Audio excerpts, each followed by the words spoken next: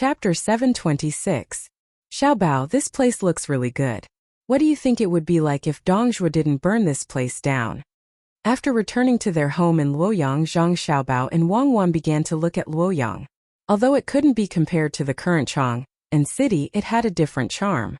Wang Wan looked at the people coming and going on the road and asked Zhang Xiaobao. Zhang Xiaobao didn't think about this at all. When the news from Tubo came back, he was worried about Han Shuangfeng's illness and whether he needed to send someone to bring him back. If he wasn't worried that Han Shuangfeng's sick body would easily worsen the bumpy road, he would have brought him back long ago. Since he couldn't adapt to the plateau climate, he shouldn't stay there. Even if he survived this time, it was easy to leave behind hidden dangers. When he heard Wang Wan's voice, he didn't react for a moment and said, "Let's end this quickly. When he comes back, he can recuperate. We won't send him there in the future." "What do you mean we won't send him? I'm asking you about burning down Luoyang."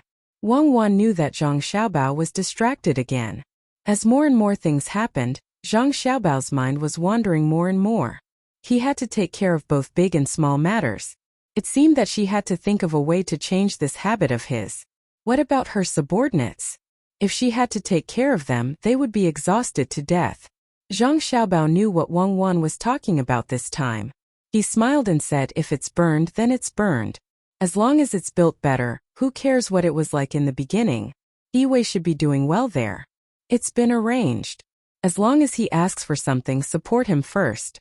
Even if it might not succeed, I'll think of another way." "Who knows? There's no news yet. Don't worry about this matter. Look for some snacks. Take some specialties." When Wang Wan saw Zhang Xiaobao bringing up another matter, she hurriedly interrupted him and pulled him forward. From time to time, they would stop to look at what the people on the roadside were selling or go into a shop to take a look.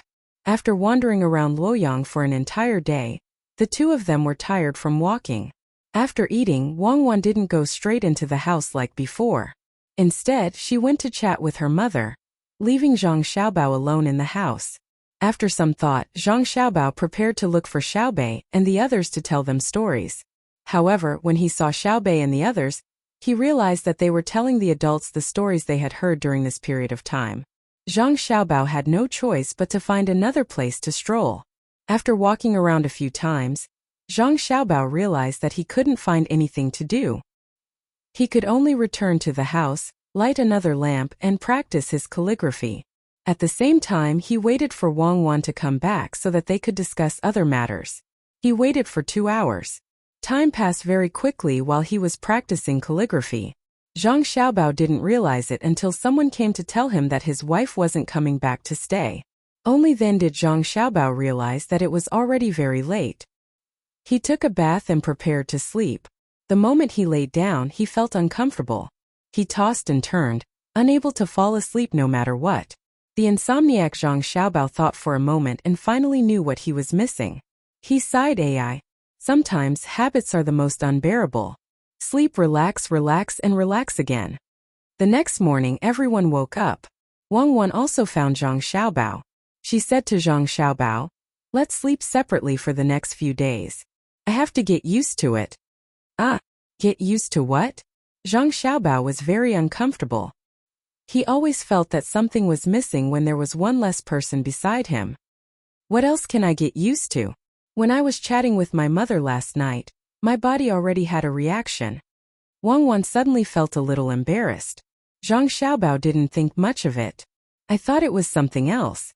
Isn't it just that you have grown up? Okay, you get used to it first. Do you need to supplement anything? Jujube, saffron?" "No, I have already prepared everything. I will sleep with you at night after I get used to it." Wang Wan was like a different person. She became shy. After she finished speaking, she didn't accompany Zhang Xiaobao. She turned and left. He didn't know what she was busy with. Zhang Xiaobao, who felt very uncomfortable, shook his head and said to himself, "Isn't it just a small matter? Women, I really don't understand. When you grow up, time passes so quickly. It's like yesterday. Do I have to go through the troubles of growing up again?" Zhang Xiaobao and Wang Wan were not the only ones who were troubled. In the Four Seas Academy, Yamamoto was also very troubled. Even though he had already grown up a few days ago, He heard from the people who went to Baoxin County to inquire about something called honeycomb coal that could save firewood. After that, he began to feel vexed. For 2 days in a row, his mood wasn't good. He couldn't get back the 2,000 strings of cash he had bet in Baoxin County. If it was when he first went there, it didn't matter if he had the 2,000 strings of cash or not. At that time he had a lot of money. Now that he had no more money to spend, the 2,000 strings of cash also became important. There was also the land he bought. He couldn't get a single copper coin from it. Every year, he still had to give a sum of money to the county. After all, it was originally said that it was used to open up wastelands and change fields. There weren't any discounts. If he sent people to cut down trees, he still had to give out a portion of his living expenses in the academy. His days would become even more difficult. Yamamoto, who was in a gloomy situation, felt that the hot weather was extremely uncomfortable. He drank 2 large bowls of tea in a row, but he still didn't feel cool. He walked out of the door and looked at the students walking back and forth in the academy's empty courtyard. In a daze, he seemed to have come to another world. Yamamoto, why don't you sell the land in Baoxin County? You can still get some money to use. The lives of the people from our country here are getting worse and worse. Just as Yamamoto was daydreaming, Yamamoto, who had also heard the news, popped out of nowhere and said to Yamamoto, "Sell? No, we definitely can't sell it. If we sell it, our losses will be even greater. That place is developing, and the land will be very valuable in the future. I estimate that we just need to wait for another 2 years, no 1 year, and the price we bought it at that time will double." It seemed that Yamamoto didn't study here for nothing. He even understood this principle and rejected Yamamoto's suggestion. In fact, Yamamoto had also thought of this problem, but he also knew that if there wasn't enough money, many people from his country here wouldn't be able to study in peace. It wasn't easy to come here, so he had to seize the opportunity, so he insisted. That little money won't be considered money after a year. The important thing is now. It will take a few months for the money from our country to be sent here. If we survive, will we still be afraid of a lack of money? Yamamoto didn't say anything. He also understood that now was the time to use money, but he just couldn't accept that none of the plans he had designed had succeeded after arriving there. They didn't seem to have done anything specifically against him. They were just busy with the construction of people's livelihood. As a result, his plans had failed one after another. This kind of psychological blow was the most important. Seeing the determined Yamamoto's serious look, Yamamoto finally compromised. Sell it. Send someone over and find someone to ask. Try to sell it at a high price. It will probably be very difficult because the firewood there is no longer valuable. We will be satisfied if we can sell it for a capital. Yes. Yamamoto happily agreed and hurriedly went to find someone to discuss the matter of selling the land. He was in charge of the lives of people from China, while Yamamoto was in charge of the external affairs. Because he didn't have money, he was under a lot of pressure. Of course, Yamamoto was also under a lot of pressure, but he couldn't make both of them uncomfortable. Looking at Yamamoto's back as he left, Yamamoto was no longer daydreaming this time. Instead, he lowered his head and thought about how to make more money. He didn't have to think about using a lot of money to make a lot of money. As long as he could make the people from China live a better life, he had time because he didn't have to continue learning what the academy taught him. If he wanted to learn, he had to learn something better. Yamamoto, why don't you use the forest land as a mortgage in exchange for money? When the time comes, the forest land will still be ours. Yamamoto was deep in thought when another person came over and said to him, "Who will mortgage it with? That's a lot of money. When the time comes, even if the forest land doubles, it probably won't be enough to pay the interest. Sell it. It'll save me a lot of trouble. Tomorrow I'll go out and have a look. I'll do some small business nearby. I don't know what kind of business is good to earn." It wasn't that Yamamoto hadn't thought about it, but he realized that he had to pay more. He had to admit that all his plans in Baoxin County had failed. He wanted to buy some goods and then set up a stall here. He could be considered a person. When he had so much money but no money to use, he was willing to set up a stall for the people in his country. Ordinary people didn't have such thoughts. "Yamamoto, can you get the people from Xinlua to give us money? I found something. When I woke up the night before yesterday, I saw a few people from Xinlua gathered together to discuss something. Guess what they said? They actually want to make a move in Chongning County. There's also someone from the Tang Empire's imperial family there. They're going to get some benefits from there. The person didn't leave. Instead, he suddenly told Yamamoto a piece of news that shocked him. After the person told the details of the matter, Yamamoto suddenly felt that the other party seemed to be doing better than him in Baoshin County. You're saying? Yamamoto lowered his voice and asked. Yes, we're using this to threaten the people from Xinlua. If they give us money, we'll tell them about this and make them fail, the person said excitedly. Yamamoto's eyes also lit up. Just as he was about to agree, he suddenly frowned and shook his head. No, we can't go and tell them. Once we say it, I'm worried that they'll stop and not give us money. We won't get anything. It's just that they won't get anything either. I want to see if Tang Empire's Zhang Xiaobao is really that powerful. Was his previous success all a fluke? I'm waiting for Tang Empire to lose once. When that time comes, will Tang Empire suddenly turn hostile? Yamamoto suddenly felt a little unwilling to accept his failure. He wanted the people from Xinlua to teach Tang Empire a lesson. Even if he didn't succeed, he would know that Tang Empire wasn't invincible.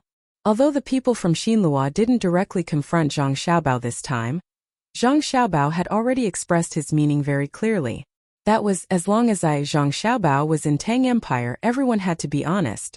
Don't think about using crooked methods to plot against Tang Empire's people. Once the Marquis realized that something was wrong, he would probably go to Zhang Xiaobao and see how Zhang Xiaobao would deal with it. When the person heard this, he also felt that this was the case. However, he had other suspicions in his heart. He suspected that Yamamoto wanted to use others to pull Zhang Xiaobao down from the altar. This was because many people were saying that there was one person missing from Tang Empire's top game rankings. A person who was above them was Zhang Xiaobao. Even if he defeated the number one person, as long as he hadn't fought with Zhang Xiaobao, it wouldn't be considered a victory. Yamamoto was clearly letting others take the lead. Therefore, he said, Yamamoto, you don't have to worry about this failure. As long as there's still a chance of victory. When did I fail? Didn't I just take the technology of turning radishes into ginseng? No matter what method it is, as long as it succeeds, it's a victory. It's just that after buying seeds, radishes, and thermometers, I don't have any money. I also bought the cement that was sold outside Tang Empire. Did I fail? Yamamoto said unhappily to the person who came. It meant that he had succeeded, even though he had obtained the technology secretly. If you didn't fail, then don't ask the people of Xinlua for money. If Yamamoto wants to do business, I'll do it with you. What else could the person say? He could only agree and express his support for Yamamoto. Just as the two of them were about to do some small business tomorrow, another person who was collecting information in Baoshin County rushed over. He walked in front of Yamamoto and looked around. Seeing that no one would hear him, he whispered to Yamamoto, according to a reliable source, Liu went to Baoshin County just recently. According to reliable sources, Liu went to Xiankai County a while ago, and then left happily. I don't know what they were talking about, and I don't know who leaked the news, but before I came, someone from the Zhang family came to find me and said that they wanted me to tell Yamamoto that if Yamamoto wanted to do some business, they were willing to provide a way. Yamamoto was stunned, then shocked again. He was stunned because he couldn't understand why Liu had gone to Baoshin County. He was shocked because the Zhang family not only knew where the person he had sent there to gather information was, but they also knew that he didn't have any money. Yamamoto suddenly had a feeling that there were no secrets. It was as if everything he had done was in the other party's eyes. This feeling made him feel very uncomfortable. Of course, no one would feel comfortable in this situation. Taking 2 deep breaths, Yamamoto asked the person who came to report, "What are the conditions?" "They want our land in Baoshin County. They said that as long as we give them the land, they will tell us how to earn money. We will definitely be able to earn as much money as our fleet will return in a short period of time," the person replied. Without waiting for Yamamoto to speak, the person who had come over to talk spoke first. "Yamamoto, I think we should agree. Who doesn't know that the Zhang family and Wang family have a lot of ways to earn money?" Yamamoto's brows furrowed even tighter as he looked at this person with great dissatisfaction. He slowly said, "What if their method of making money can only make a little money, or even not make any money at all? What should we do if our land is gone?" Also, why are they in such a hurry to get a few pieces of land? Could it be that they have a bigger plan? The person who was about to agree didn't expect to have so many questions. He smiled awkwardly and said, "Then don't agree. If we have to do business tomorrow, we'll do it ourselves." If we don't agree, what if Zhang Xiaobao is afraid that we will sell the land, so he deliberately proposed a method to exchange for it so that we can continue to keep the land so that he can set a trap for us? Yamamoto now felt that anything could happen to Zhang Xiaobao. He couldn't advance or retreat. He was extremely vexed. When the two of them saw that Yamamoto had said everything, they didn't say anything else and waited for Yamamoto's decision. Yamamoto put his hands behind his back and began to walk in circles. After taking a few steps, he would stop, shake his head and continue walking. Only when the two of them were confused did he stop and instruct the person who was scouting for information in Baoxin County. Go back immediately and find the person who discussed it with you in the Zhang family. Ask them if they want to buy it directly with money instead of the recipe. Yes. The person answered, turned around, and hurried away without resting. After watching the person leave, Yamamoto turned his head and explained to the person standing beside him, if the Zhang family agrees to buy it with money, it means that they have a use for those pieces of land. If they don't agree, it's very likely that they are digging a trap for us to jump into. Go back and study hard. You don't have to worry about the business. The person nodded and turned to leave. He went back to review his homework. On the way back, he was still thinking. According to Yamamoto's words, it wasn't bad. But what if Zhang Xiaobao could guess Yamamoto's thoughts and deliberately use them? After thinking for a while, he finally couldn't think of a better way. He quickened his pace and returned to his room. This room wasn't for free. It was 30 strings of coins a month, 1 string of coins a day. It was very expensive. The person who was working in Baoxin County rushed back as fast as he could. He found Erniu, the person who was now in charge of the matter, and told Erniu about the matter. Erniu didn't look surprised at all and said to the person who came, "You can buy it if you want. If it's too expensive, we can't do it. Our family really can't spare the manpower to do new business. Otherwise, it wouldn't be your turn. The price we offer is half of the original price. If you want to sell it, sell it." He would take over the position tomorrow morning. They had the transfer order of Feng Changgong, a county magistrate, a registrar, and a county lieutenant. They could officially take over the position when they arrived at the place. Feng Changgong was not sleeping at this time.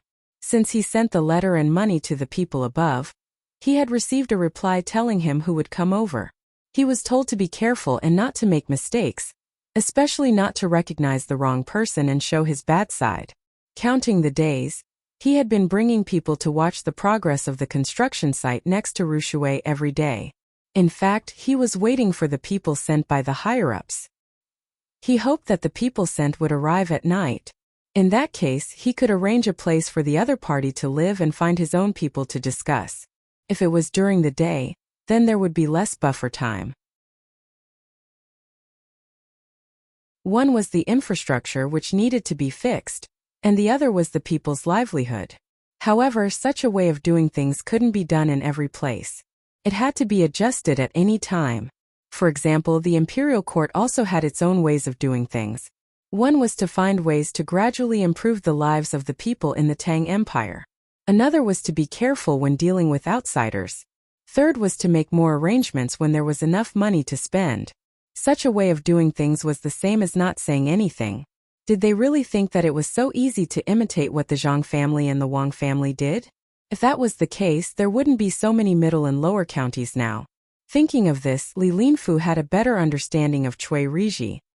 He was a little conceited, which could be used to his advantage.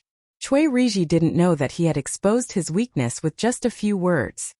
He was still fantasizing about finding out the problems in the business of the Zhang family and the Wang family and then making up for it. Yes, just making up for it and not directly opposing it.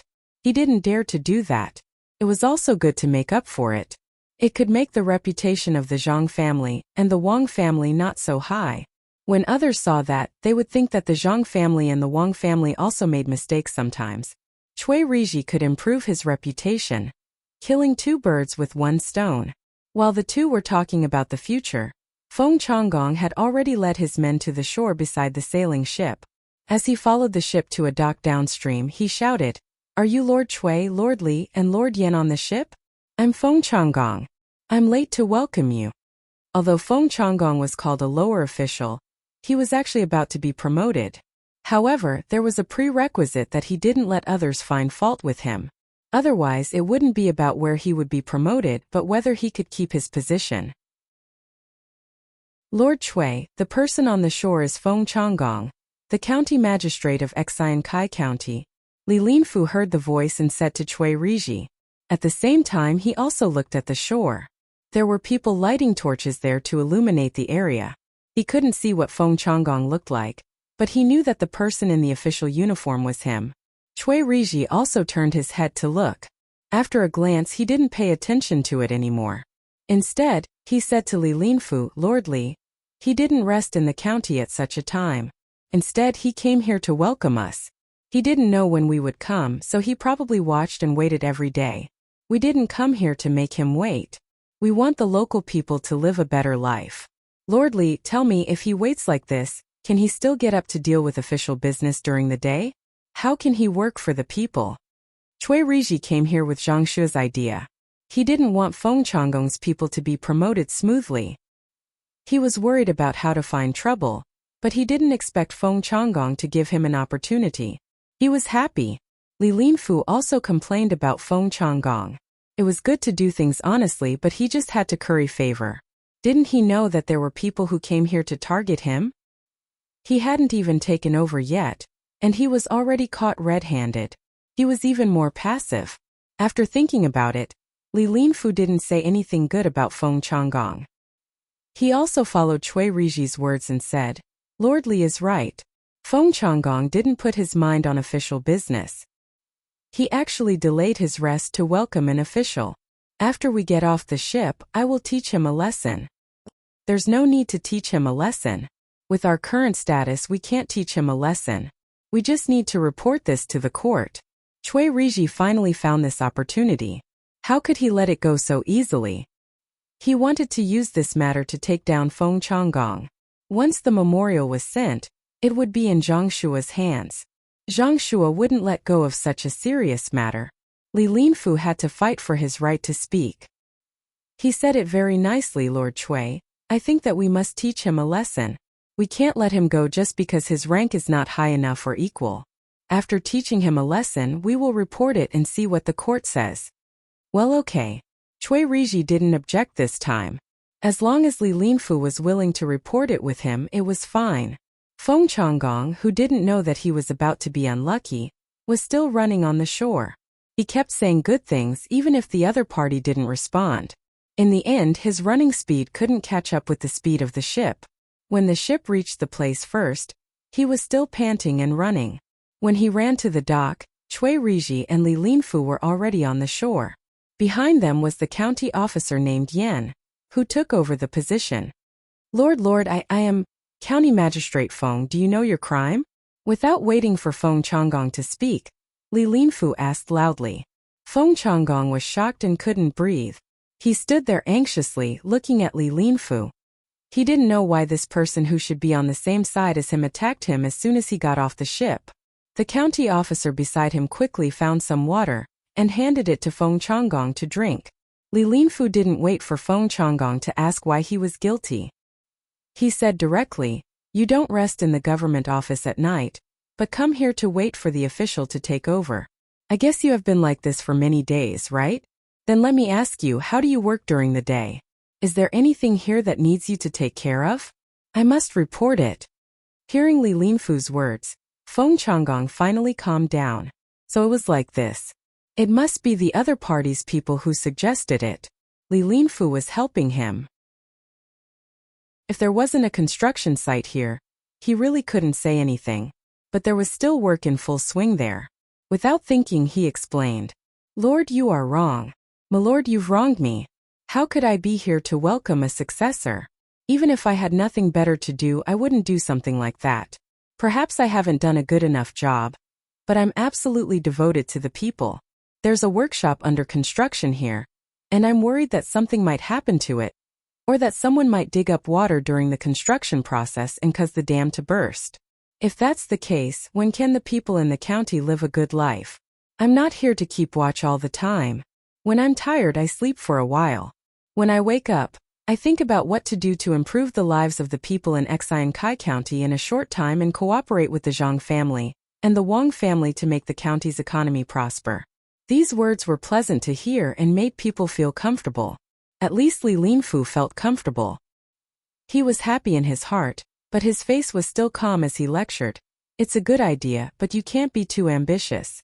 You have to be firm. Don't think that the economy of a place can improve in a short time. As long as you do what you should do, you are a good official. Otherwise, you will easily make mistakes out of kindness. You have to pay more attention to rest. Your health doesn't belong to you alone.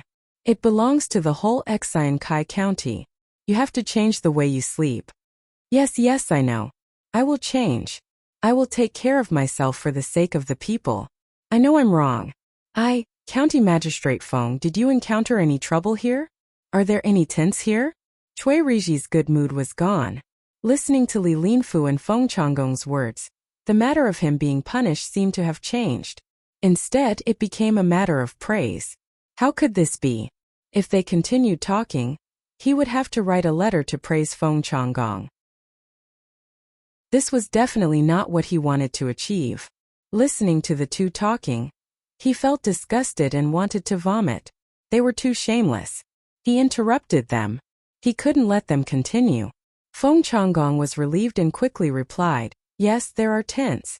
But tents are usually for the tired people. It's better to go back to the county at night. There are also places there. We don't have to fight with the people. Since Feng Changgong decided to be a good official, he started to say that it was for the sake of the people.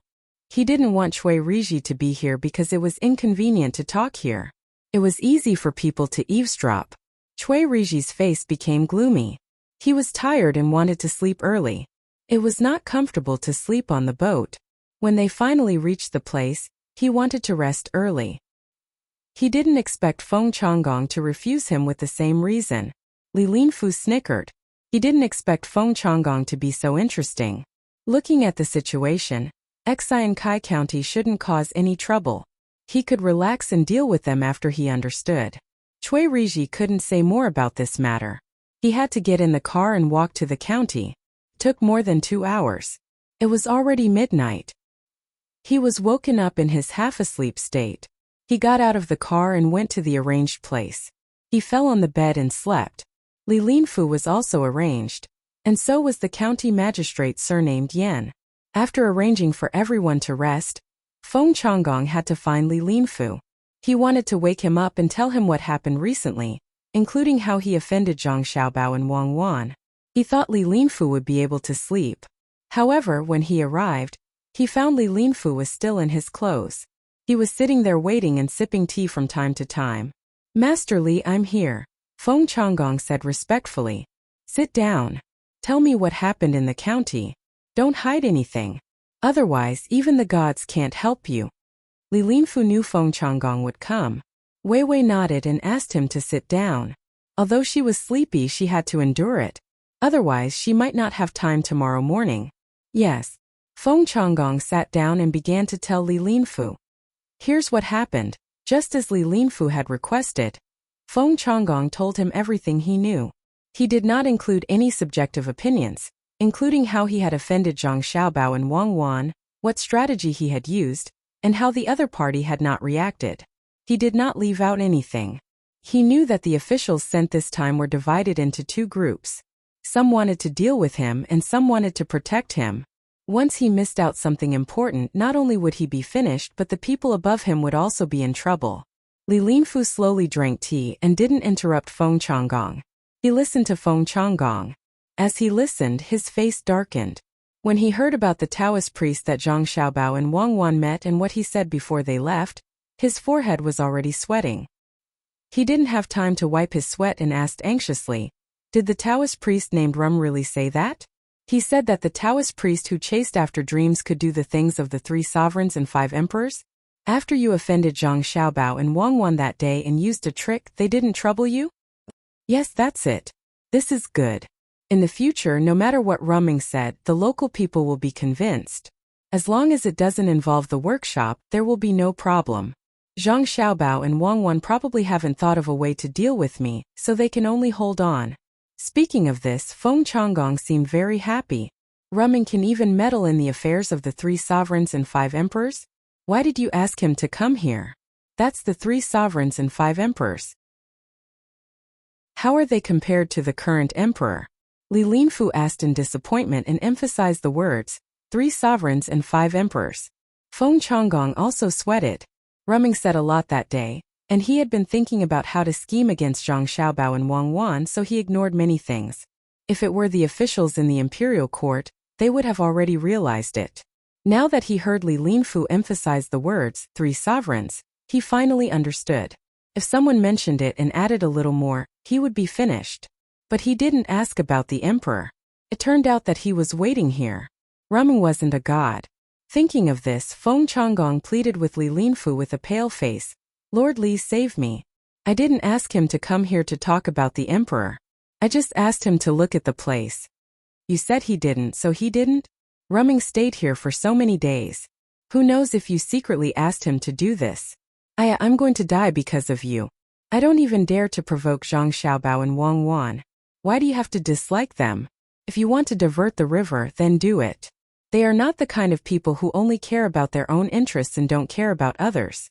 I understand that you are not convinced by the 2 of them and want to compete. You still dare to say that they didn't do anything. Commandery Prince Tang, and has already sent a memorial to talk about you. He is very dissatisfied with you. This time, Cui Riji didn't come here just to take office. He needs you to get rid of him. Good plan. Zhang Xiaobao is indeed Zhang Xiaobao. This plan is well used. They put you up and then use you to do the dirty work. They have already done it. It's because of you that they built a workshop here. Their purpose is to take the credit of Xian Kai being promoted to a county. At least they won't let you take the credit. They also let people fight for the position. Now you see, the imperial court sent 3rd rank and 4th rank officials to be the county magistrate and registrar. Think about it. I will also think about it. I will send you a letter before dawn. Remember to send someone to Baoxing County immediately. Ask someone to say that you are a grandson. You are about to die, so don't care about your face. Do you understand? Li Linfu gave Feng Changgong an idea and asked him to leave. Chapter 728. Come on, come on. Sounds of encouragement came from the mouths of Xiao Bei and the others. There was a large pool in the courtyard of the Zhang family and the Wang family. This courtyard was not in Luoyang City because it was too big. They had bought a manor outside because there was a river passing through here. Now this place had been dug into a very large pool. Beside the pool, there was also a very high platform built with cement and wood. In fact, it could not be considered as being built. It was piled up like a small mountain, but on one side was a cliff. There was a lot of water in the pool below, and it was very deep. At this moment, a person was standing on the high platform. Looking at the height below, his legs were trembling. He was a member of the Zhuang Protection Team No. 1. This was the first time he was standing in such a dangerous place and had to jump down. He was carrying a bag on his back and wearing a diving suit. There were also members of the 0 team below, waiting for rescue at any time. Xiao Bao, jumping down from such a high place and landing in the water will be fine? Zhang Zhong had never seen anyone jump into the water from such a high place. He stood behind Zhang Xiaobao and Wang Wan and used binoculars to look at the trembling legs of the person above. Zhang Xiaobao shook his head and replied, "That's not it. If he doesn't jump well, he can easily die. This is the reason why I didn't let him eat now. No matter what he does, there is danger. However, there are many things that he can't not do. He has practiced many times on flat ground and knows how to control his body in the air. I hope he doesn't forget because of nervousness. Watch, the members of the 0 team have already demonstrated it. It would be great if he could find a way to fly into the sky. That way, another person can jump with him. The platform is not high enough." Zhang Zhong originally wanted to let this person come down, but seeing his son insist, he could only stay below and watch. This was the first step to flying. If he couldn't cross it, he could forget about succeeding. Xiao Bei and the others were still shouting excitedly. While the first member on the stage was nervous, he didn't dare to retreat. Once he retreated, he would be eliminated and wouldn't have another chance in the future. Gritting his teeth, he shouted loudly and recited the steps in his heart. He used all his strength to jump off the platform. As soon as he left the platform, he pulled on the rope in his hand. A big flower came out of the backpack behind him. With a bang, it pulled him down and slowly floated down. Seeing this, the people below all heaved a sigh of relief. Xiao Bei and the others even shouted out their praises. This one succeeded. Next one. Zhang Xiaobao nodded. He was very satisfied with this person's courage. Another person stood on the platform above. His face was pale, and his hand was holding onto the handrail. When he looked down, he felt his vision darken, and he was suddenly piled up there. Come on, come on. Xiao Bei continued to encourage this person. They hadn't stood at such a high place, so they didn't know what it felt like. Even if they knew that it was water below, and that there was a doctor waiting to rescue them, it still required a lot of courage to jump. Xiao Bao, don't you think we should let them try high platform diving from a low place first? When they get used to the feeling of entering the water, we can let them go up. Or bungee jumping, we can use a large number of cow tendons to form a rope. It shouldn't be a problem. Wang Wan felt that there was still a long way to go to train more capable people, so she told Zhang Xiaobao her idea. Zhang Xiaobao thought about it, nodded and said, "This height is a little high. Let's start from a low place and increase it bit by bit. But no matter how much you increase it, they still have to stand there in the end. They can't jump into the water easily. I'll go up and take a look in a while. Is it really that scary? Then I'll go and take a look too. I haven't jumped in a long time." Wang Wan also looked eager to give it a try. She had also jumped with a parachute before. Of course, this wasn't learned in the military school. They didn't give her this course. She had used her family's identity to go to someone's military camp and asked them to jump with her. Once she jumped, she would become addicted. The person above was already lying on the platform. He crawled up bit by bit and peeked down. He looked as pathetic as he could. This made the people standing behind him feel helpless. They said to him, "Can you still stand up like a man? Either you stop jumping or you go back." The person lying on the platform turned his head and looked at his teammate. His face immediately turned red. He nodded, slowly stood up, closed his eyes and jumped down while shouting. However, he forgot to open the parachute in the air. The people below heard a loud bang. This person plunged into the water with his feet facing down and his head facing up. When the person in charge of protecting below saw this, he immediately went to rescue him. This fall was probably not light. Zhang Xiaobao's heart also trembled. He was afraid that this person would be in danger due to the impact of the fall. Blood would rush to his head. Who knew that before the rescuers could get him, this person would float up from the water by himself? He shook his head and chuckled. He shouted to Xiao Bei and the others who were cheering him on, "I've jumped down." Xiao Bei's side very cooperatively clapped for him. In the end, this person immediately started grinning again. Just now, he had jumped down, but the parachute behind him had also followed him down. When he fell into the water, the feeling was not very pleasant. If it weren't for the fact that the strap was wide enough and had a lot of traction, he would probably have lost half his life even if he didn't die. Get him out. It's fine. The acceleration in the air is so fast that even opening the parachute can withstand it, let alone entering the water at this height. Let him take a look. If there's nothing serious, he can jump later. Wang Wan knew why the person in the water was grinning. Fortunately, this person had mustered the courage to jump down. In a house in the capital, Zhang Shua and Zhang Juling were sitting there. The two of them were reading the letters in their hands and thinking about their own matters. The letters were sent by Zhang Xiaobao and Wang Wan from Luoyang. One letter was about Taoist dream chasing, while the other was about He-Wei. Zhang Juling's letter was about He-Wei, while Zhang Shua's was about dream chasing. The two of them saw different things, so their thoughts were naturally different. Zhang Juling felt that He-Wei wasn't bad. Although his performance in the past was a little bad, he had changed a lot ever since he went there. It was fine if he was promoted. The main reason was that he could return a favor to the Zhang Xiaobao and Wang Wan. He understood that Zhang Xiaobao and Wang Wan didn't write such a recommendation letter to the manor because they didn't want He-Wei to continue working there. From the meaning expressed in the letter, They were preparing to arrange for He Yiwei to go to Yaozhou, which was the state that was established with Huaiyuan County as the lead. They wanted him to accumulate experience there. Zhang Xiaobao and Wang Wan were probably preparing to use him. Zhang Jiling had already agreed in his heart, but he was worried that Zhang Shua would deliberately not agree to it in order to deal with Zhang Xiaobao and Wang Wan. If that happened, it would be difficult for him.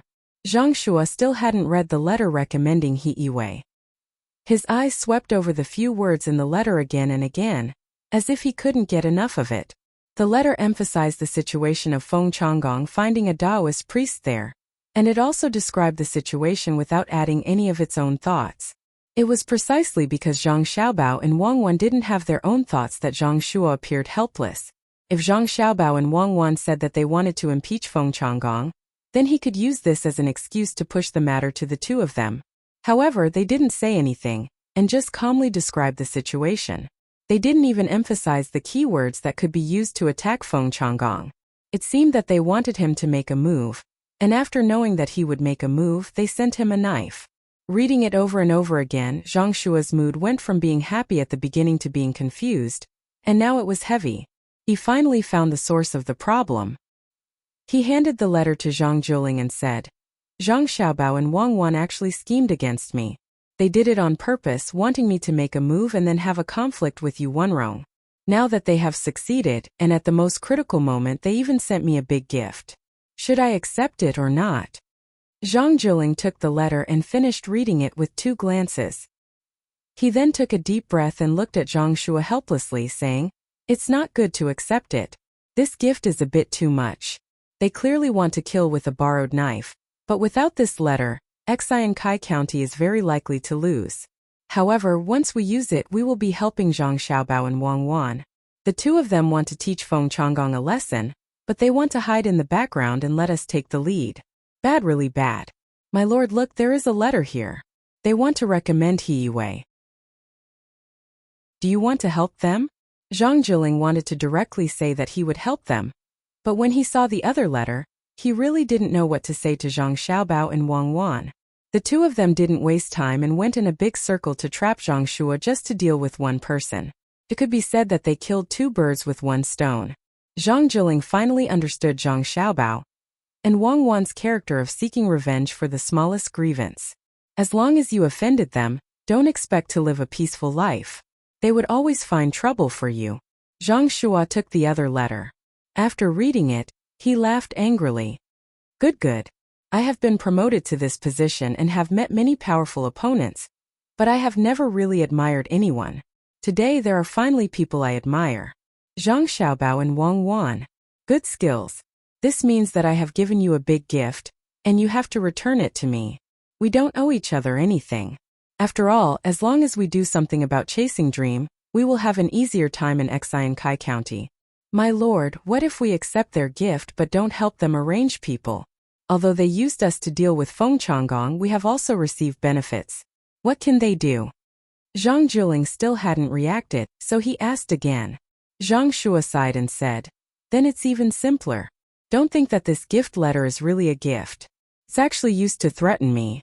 If I don't agree to it, they will take action and protect the other party's people. Don't you see that they are just talking about the matter and don't have any intention of impeaching me? As long as I don't tell them to arrange for He Yiwei, they will have the means to take out another letter. For example, they found Taoist Feng Changgong. After their investigation, they found that chasing Dream Taoist Feng Changgong didn't have such great ability. He was framed by someone else. Who framed him? By that time we will have used the first letter to deal with Feng Changgong. The biggest possibility is us. What will the emperor think? Good plan. They handed the knife over but didn't sharpen it. They can even take it back at any time. Zhang Jiling nodded as he listened. He admired them in his heart. 2 half-grown children were able to plot against Zhang Shua like this. He said, Do you agree? Agree. How can I not agree? It wasn't easy to get a chance to occupy that place. I have no choice but to agree. I was careless this time. When Zhang Xiaobao and Wang Wan sent the letter, I should have thought that it wouldn't be simple. I was fooled by their ages. If I had known earlier, I would have discussed with them about the Fengchan list. Even if I couldn't give them the number they requested, I could have arranged a few fewer people. That way they wouldn't always be thinking about me. In the future I have to be careful. I can't fail miserably. Send a letter to Luoyang. Once He Yiwei's matter is settled, we can make a move on Feng Changgong. Zhang Shua lost a game. But he didn't think that he lost unjustly. Instead, he felt that it was very interesting. He was schemed against by two little fellows and didn't even have the slightest bit of temper. Who told him to be one step behind?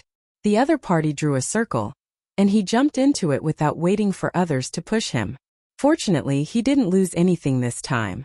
He really had to be careful in the future. Zhang Jiling knew that Zhang Shua wanted him to write a letter. He spread out a piece of paper next to him and hinted that he agreed to Zhang Xiaobao and Wang Wan's request to promote He Yiwei. While the two of them were feeling helpless for Zhang Xiaobao and Wang Wan, Li Longji and Gao Lishir were very happy. Li Longji could also tell from the recent events that Zhang Xiaobao and Wang Wan had schemed against Zhang Shua. In addition, the contents of Zhang Xiaobao's letter to Gao Lishir made it very clear how and why it was arranged. Hercules, that son of yours is truly amusing. He wanted to take care of someone, but he actually went in a circle forcing Zhang Shua and Yuan Rong to fight. Actually, this emperor hopes that the two of them can cooperate and get things done properly, instead of fighting like this. Li Longji said to Gao Lishir with a smile after knowing the situation. Gao Lishir didn't think that Li Longji's words were correct. Perhaps he needed people to fight like this, so he respectfully replied, if Zhang Xiaobao wants to deal with someone, he can just write a letter directly. That Feng Changgong doesn't want to eat the same food as the commoners and wants to steal other people's fish. Moreover, he wants to implicate the commoners of Xian Kai County for his own personal gain. These few reasons are enough to deal with him. Why did he have to drag Zhang Shua into it? He's still not sensible. What Gao Lishir said earlier was just a casual remark. Only the last sentence was what Gao Lishir wanted to express. What he meant was to tell Li Longji that although Zhang Xiaobao and Wang Wan were good at scheming, children were still children. Whatever they did, they had to tell others. They couldn't hide things in their hearts and couldn't treat things like adults. Of course, when it came to their abilities, they could treat things like adults. Yes, it wasn't easy for them to scheme against Zhang Shua. They were afraid that others didn't know, so they wrote a letter to tell you about it. Just like a child who secretly ate candy.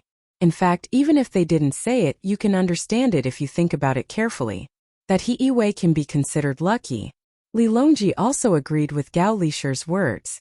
If Zhang Xiaobao and Wang Wan had not sent that knife-like letter to Zhang Shua, perhaps it would have been difficult to guess their true intentions. Once they guessed it, they would have to think highly of them or rather be on their guard. However, not only did they take out that letter, they even used it to threaten Zhang Shua to get He Yiwei an official position. At the same time, they let Gao Lishir know about their schemes. They were clearly children who hadn't grown up. Gao Lishir also smiled and said, Your Majesty, this actually shows that He Yiwei is a good person. He has the imperial court in his heart. After realizing that he can let his family have a good life without being greedy, he is willing to do things for the commoners wholeheartedly. It's not easy. He is much better than those officials who don't do their jobs properly despite having money. Yes, that's right. Li Longji nodded. As the two of them spoke, the palace maids and eunuchs beside them lowered their heads and pretended not to hear anything. At this moment, a eunuch ran in from outside and reported, Your Majesty, another letter was sent from Luoyang. It says that Project Soaring is about to succeed. When the time comes, Your Majesty will see with your own eyes how people fly in the sky with wings.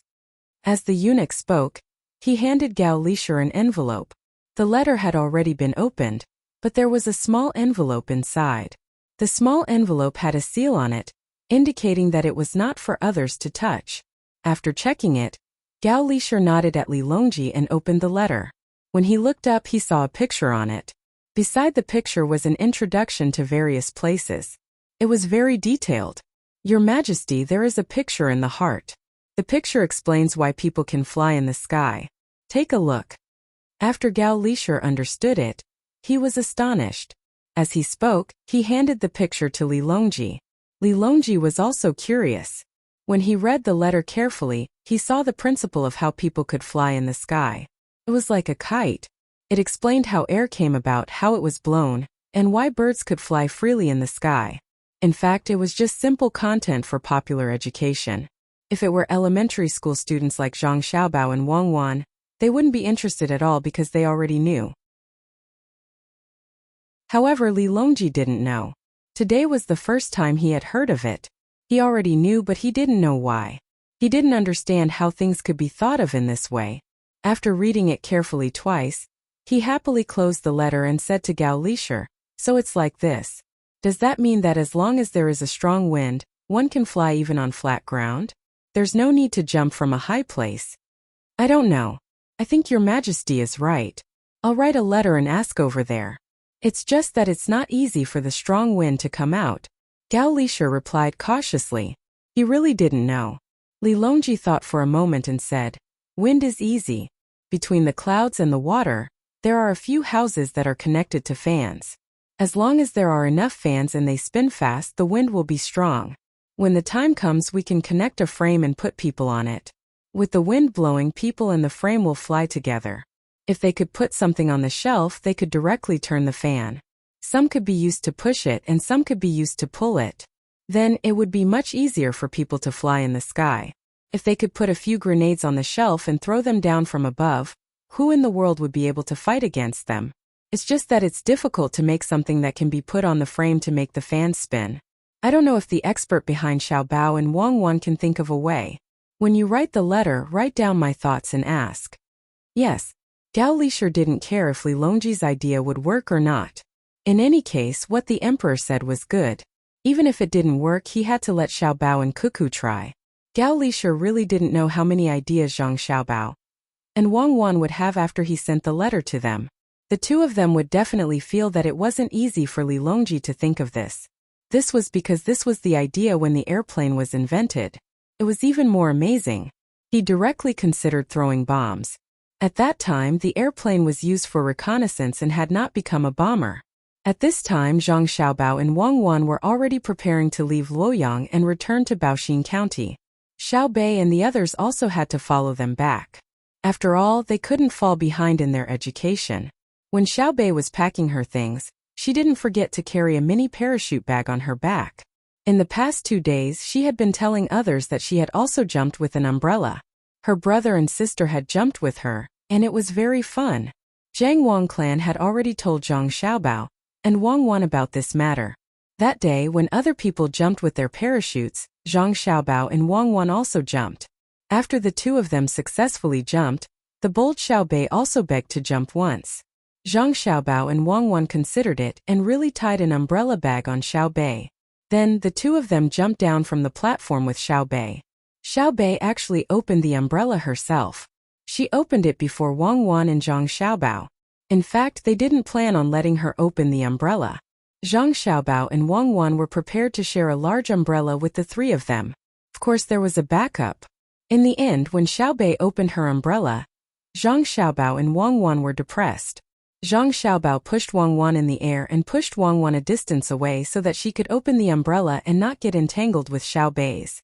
Zhang Xiaobao himself completed the diving action in the air and dove down first. Fortunately, there wasn't a strong wind. Otherwise, who knew where Xiao Bei would have been blown to?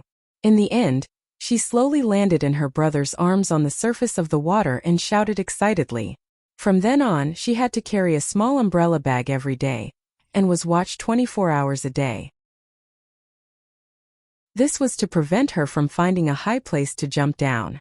If that happened, she wouldn't even have the chance to open the umbrella. When Zhang Xiaobao and Wang Wan's team set off, Xiao Bei ran to Zhang Xiaobao's side with her umbrella and asked, "Brother, can I parachute at the place we're going?" "No." Zhang Xiaobao didn't dare to say yes. "Then can I really use wings to fly in the sky in the future? Xiao Bei wants to fly too, okay?" Xiao Bei was very regretful and asked another thing. "Okay, as long as I can fly in the future, I'll bring Xiao Bei along." When Zhang Xiaobao said this, he had already decided that if he really made the hang glider in the future, no matter what, he couldn't let Xiao Bei see it during training. He was too bold.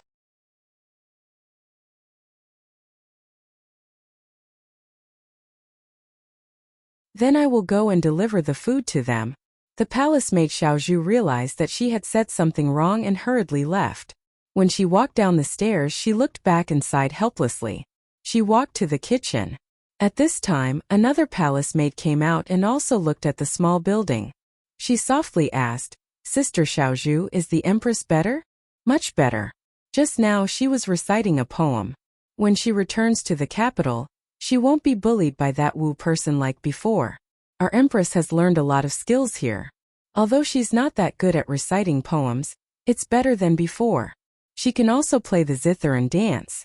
Also, that Wang family's little Miss Cuckoo sent some books on public relations. She won't be so easily tricked like before. Also, the Empress's body is becoming more delicate. After continuous effort, it's that S shape. I don't know how much money Cuckoo spent." Xiaozhu, who had always been partial to Empress Wang, was happy for the Empress. The palace maid who asked the question walked with Xiaozhu and said, "Also, Cuckoo's little miss specially sent clothes to wear. No one has ever heard of them. Even I feel embarrassed when I see the Empress wearing them. How could that Cuckoo think of these? Aya, no wonder Xiao Bao is so good to her." Don't say bad things about Xiao Bao and Cuckoo. It's all thanks to Cuckoo's help that the Empress wouldn't have a good life in the palace. There are many capable doctors in the medical academy who can treat the Empress. They say that when she returns, there's a high chance that she will be pregnant. If it's a boy with a handle, the Empress won't have to worry in the future. With the Empress here, servant girls like us have a good life. If it was another servant, we would probably have to worry about being beaten to death every day. That one surnamed Wu is so ruthless. If she really took over the position, wouldn't her close servant girls bully us to death? She tried to cover it up and wanted to run away. "Don't run, I'll go arrange it. Go and find the Empress immediately. Tell her that there's news from the palace. Wu Huifei told His Majesty that she's not feeling well and is preparing to stay here for 10 days to half a month. Also, visit Empress Wang at the same time. I reckon that she's not coming with good intentions. Don't delay it." Xiao Dai held on to Xiaozhu and said worriedly. Xiaozhu opened her mouth in shock. "Ah, Wu Huifei is coming. Ah, will she fight with the Empress over Four Seasons restaurant? Then Sister Xiao Dai, go and arrange the food for the children. I'll tell the Empress so that she can prepare early." After saying this, Xiaozhu hurriedly turned and ran back. Xiao Dai also quickened her pace and went to the kitchen. The last palace maid stood there and pondered for a while. "I have to go and tell my sisters too. Don't say anything wrong and let Wu Huifei have something on us.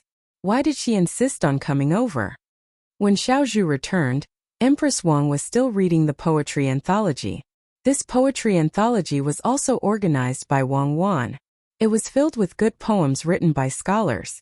There were even colorful pictures in the anthology that allowed people to better understand the artistic conception expressed in the poems. There were also annotations at the bottom of each poem. Most of the love poems were about the scenery, including Wang Wan's own words and songs that specifically described the affairs of the boudoir. Empress Wang was reading the book. At this time, she was reading the poem that Wang Wan had just added. It was the song of the burial of flowers that many people in Wang Wan's era would memorize. Flowers wilt and fly, filling the sky. Who cares when the red disappears?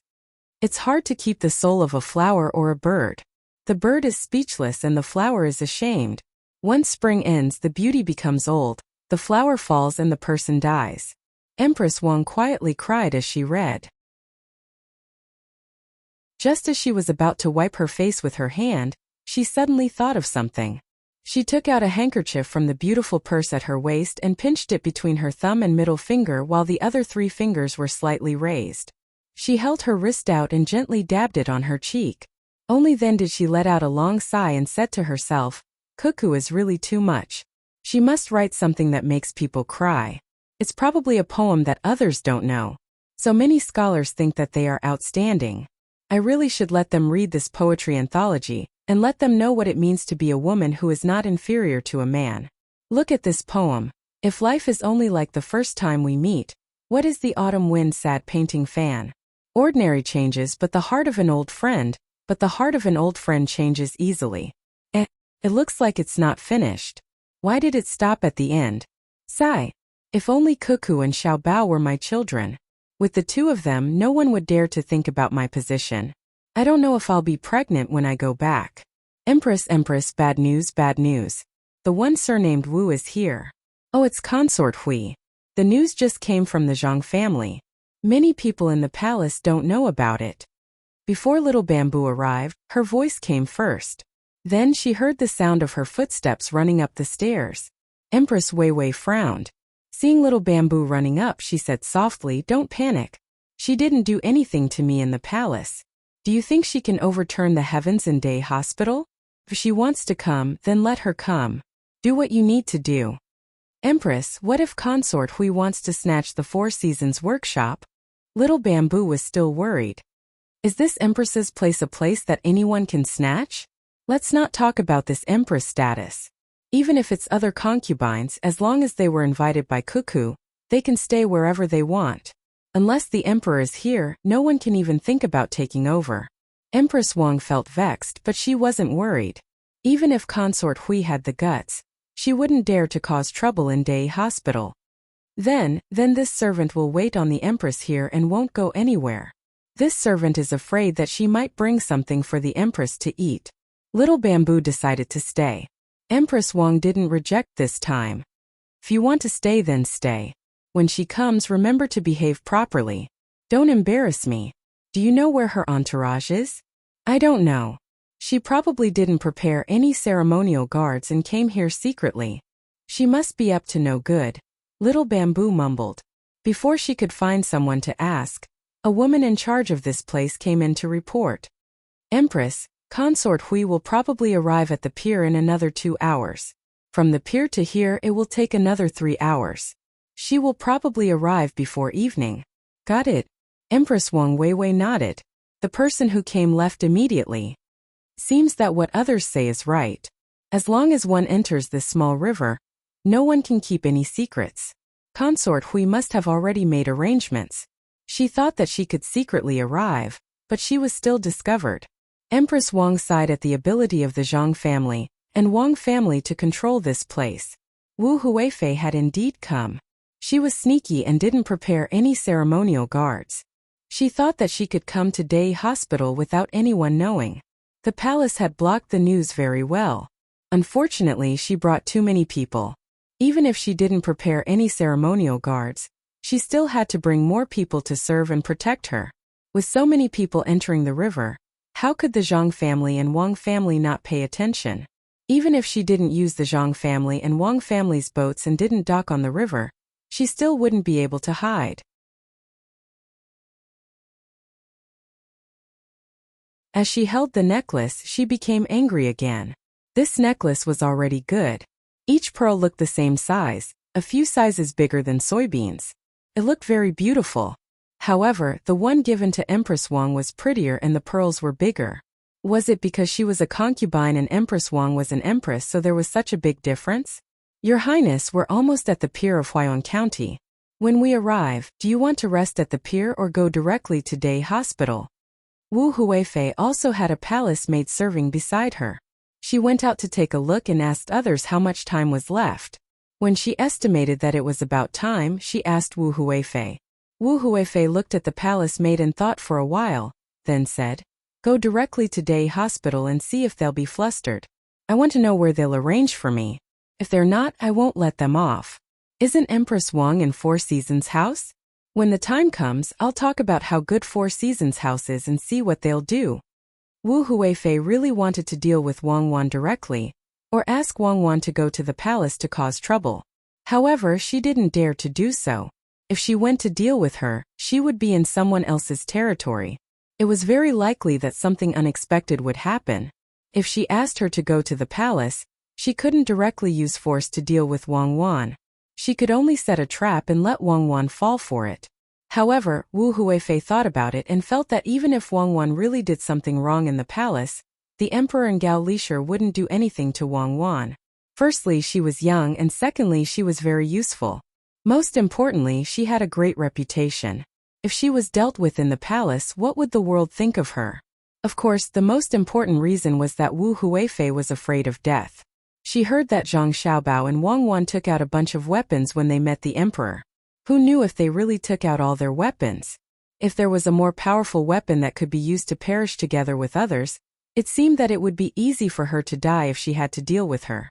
Zhang family and Wang family had too many strange things. Just thinking about it made her worried. Wu Huifei had been depressed for a long time, so she thought of coming to see Empress Wang to see if she could still be a threat to her. At the same time, she could also create some trouble for Zhang family and Wang family's day hospital and test their reaction. If she could draw Zhang family and Wang family to her side, that would be good. It was with this idea that Wu Huifei secretly came out, wanting to catch the people of day hospital unprepared. At the same time, she really wanted to see what this day hospital looked like. Although she had seen it on the model, it was different from seeing it with her own eyes. She could also enjoy the good things here. After traveling for a few days, Wu Huifei really didn't want to stay on the ship anymore. At noon, the fleet finally docked at the dock. In order to continue to keep it a secret, Wu Huifei directly got on the ship and directly pulled the car out. Then the group of people flew quickly to Day Hospital. In fact, as soon as they left the dock, Day Hospital was not far away. There was a hospital building here. It was close to the dock so that it was convenient for people to see the doctor. However, Empress Wang's place was still very far from here. If they drove normally, it would take 2 hours. When the team was big, they were afraid of danger, so they naturally slowed down. Wu Huifei sat in the car and felt the bumpy situation in the car. She was quite satisfied. The car was specially installed with shock absorbers, and the road was very flat. She opened the 2 curtains of the car and looked out through the layer of gauze, saying, Zhang family and Wang family are really not bad. There are not many people who can govern the place so well. Unfortunately, it's really a pity. Why can't they see the situation in the imperial court clearly?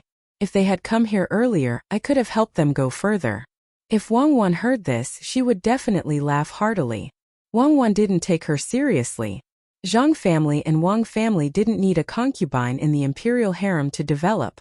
The palace maid sitting next to her, who was ready to serve her at any time, observed her expression and echoed, "You're right. They still don't understand. In my opinion, this place is just SOSO. It's not as good as Chang'an." What do you know? Chang'an is naturally good, but it's the capital of a country. This place is not. Look at the road, it's not narrower than Chang'an's, and the surrounding scenery is very good. Look at the pedestrians coming and going. If it's just a county, how can there be so many people? How can it be so prosperous? Wu Huifei looked at the situation outside and said. There were indeed many people outside. Some were in cars, some were riding horses on the side of the dirt road, and more people were talking and laughing on the sidewalk. She looked at the clothes of the people coming and going. The styles were good and the materials were good. Even if there were people wearing linen, it was fine linen. With nothing to do, the children playing were even more amazing. Their clothes were all made of cotton, and their small faces were clean. They were no different from the children in the capital, and even more lively.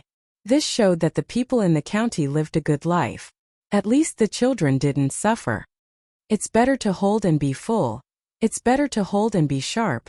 It can't be protected for long. The hall is full of gold and jade. It can't be guarded. It's proud of wealth. While she was looking, the children playing outside began to recite the Tao Te Ching.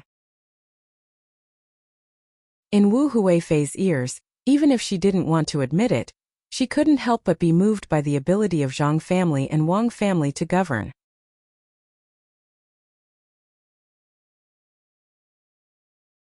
Chapter 730. Wu Huifei, who thought that she had come in a very secretive way, walked and watched. She felt that it was indeed better than seeing it on the model. Now what she wanted to do the most was to get to the place immediately. Only when Day Hospital and Empress Wang were not prepared could she get more real information. Zhang Xiaobao and Wang Wan also arrived at Baoxin County at this time. On the way, they saw many people widening the narrow places and flattening the wide places. The stones and sand were all found from nearby places. The people were really sweating. Some people even specially made mung bean soup for them. This was not a salary. They just wanted to make their county more beautiful. The only compensation was that the first 20 days of their work counted as the court's work, but after that, it did not count. After all, this was not a task sent by the court. If it was not a task sent by the court, It usually could not continue to be exempted from rent and tax. If it was Sanshui County in the past, it would be exempted. At that time, Zhang Xiaobao and Wang family were not famous, and the people in the county did not have a good life. They could not pay too much rent and tax. However, at this time Zhang Xiaobao and Wang Wan were in charge of one area. Everyone in the court knew that Baoxin County would pay a lot of rent and tax this year. If it was exempted again, the loss would not be small. Zhang Xiaobao and Wang Wan's unique logo on the car let the people working immediately know who had arrived. They were originally worried that Zhang Xiaobao and Wang Wan would not come after they left. Now they were even happier. Wherever the team arrived, the people there would stop and greet them. If I had known, I would have made an open car. Then I could wave and say hello all the way. Zhang Xiaobao opened the car door and said to the people outside. Wang Wan waved her hand at the other side and said, "Don't talk nonsense. This is a normal thing, but when it comes from your mouth it feels like you're belittling it. When you get to the county, don't forget to praise Heiwei and tell him where he's going. He'll stay in Yaozhou for 2 years before being transferred to the capital." Well, Yaozhou is good. Unfortunately, my father can't be the governor there. I don't know if Li Linfu will come back to find us. After driving for a while, the road became more spacious. When Zhang Xiaobao could no longer see the commoners, he closed the car door, pulled back, and began to talk about Li Linfu. If he's willing to come, then so be it. If he's not willing to come, then I'll save myself the trouble. I don't want to see his hypocritical smile. Wang Wan also closed the car door. She poured some juice, put a piece of ice in it, and sucked it up with a small bamboo tube. "Young master, young lady, there's a letter from the capital. It's for the two of you. Master asked me to come and deliver it to you." A shout came from the back of the group, accompanied by the sound of horse hooves.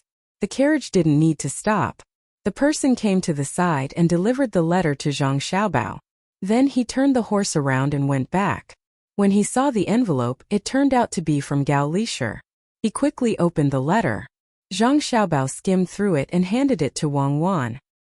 He said, "It's a letter from my godfather. He said that Wu Huifei left the capital and went to Day Hospital in Huayuan County. She was very low-key. He asked us to be careful and not let Empress Wang and Wu Huifei fight." At this time, Wang Wan also finished reading the letter. She threw it aside and said, "Let's go." No one stopped her. She probably wants to see how Empress Wang is doing. This person's scheming is extraordinary. Unfortunately, she can't control us. If I had known earlier, I would have let Day Hospital take her money. There's only one empress in the palace. I don't want money, but there are many concubines. If any one of them wants to eat and live for free, I won't do it. If she dares to make trouble for me there, Xiaobao, you can deal with her. I support you. You can deal with her. Why do you have to do it with me? No, I can't let her eat and live for free there. I have to write a letter and send it. No matter what, she is a favored concubine. If I don't make use of her, I will feel sorry for myself. Zhang Xiaobao suddenly remembered an important matter. He quickly took out a pen and ink and began to write. He gently dried it and asked someone to send it to Day Hospital as soon as possible. The weather became hotter. Wu Huifei, who didn't eat lunch, also heard the protest of her stomach. She asked when they would arrive. She heard that there was still an hour.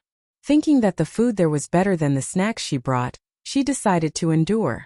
An hour passed very quickly for some people, but for someone as hungry as Wu Huifei it seemed slow. The more she thought about it, the hungrier she became. In order to eat more, Wu Huifei only drank water.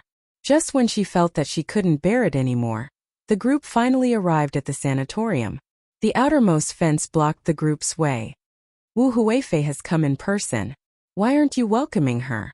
Wu Huifei's guard leader urged his horse forward and shouted to the people guarding there. The people here acted as if they didn't know that Wu Huifei was coming. Someone immediately ran back to report, looking slightly flustered. Seeing this, Wu Huifei was happy. It didn't take long for a group of people to come out and greet her. A young man standing at the front stepped forward and said, "I didn't know that concubine Hui would be here, so the preparations were rushed. Please forgive me. I am the person in charge of the sanatorium. My surname is Zhang. Concubine Hui, please move aside." "Manager Zhang?" Have you arranged a place? I heard that there is a Four Seasons house here that is not bad. Is there anyone staying there? Wu Huifei knew that this was a servant of the Zhang family. She guessed that it would be difficult for him. In reply to Wu Huifei, Empress Wang has always been staying in Four Seasons house. If Wu Huifei wants a similar place, there is a Shanshui Square not far from here. It is not easy for people to stay there. Manager Zhang answered respectfully. He meant that he wanted to arrange for Wu Huifei to stay in Shanshui Square. Alright, then let's go to Shanshui Square. But it's better to see Sister Wang first. Lead the way. Wu Huifei didn't insist on going to Four Seasons house this time. She didn't dare to say that concubines were inferior to empresses. That would be inviting trouble. The group then split up. Some went to rest elsewhere, while the rest entered the sanatorium and headed towards Four Seasons house. There were too many people, and they couldn't possibly move all of them. Empress, she's here. Her Highness Concubine Hui is here. Let me help you put on your clothes. Please sit here and wait. Let her greet you and take her down a notch. Upstairs, Xiao Zhu had already seen Wu Huifei's group through the binoculars and told Empress Wang. If it was in the past, Empress Wang would have done so. After all, she was the empress. Usually, she would not be able to control Wu Huifei. But now, Empress Wang had learned so many tricks here. Oh, it was the way of communication. She would definitely not do what Xiao Zhu said. She didn't wear her own clothes that showed her status, but just a casual outfit. After tidying up a little, she personally let people downstairs to welcome her. Wu Huifei was prepared to greet Empress Wang when she met her. At most, Empress Wang would say a few harsh words, and it would be over after a while. Similarly, she didn't wear her own clothes that showed her status. When the carriage stopped outside Empress Wang's courtyard, she alighted and stepped on the carpet as she walked towards the small building. At this moment, she had witnessed the charm of Four Seasons house. It was much better than the palace. Before she could go downstairs to let someone report, she saw the door open. Empress Wang led a group of people out to welcome her. Sister Wang, why did you come out personally? What should little sister do? Wu Huifei was stunned, thinking that something was not right. The other party should have stayed upstairs and asked her to meet her. Why was she here? She hurriedly walked forward to greet her, looking flattered. Empress Wang's eyes suddenly reddened, and she quickly walked forward to welcome her, saying, I was a little unwell a few days ago, so I came here.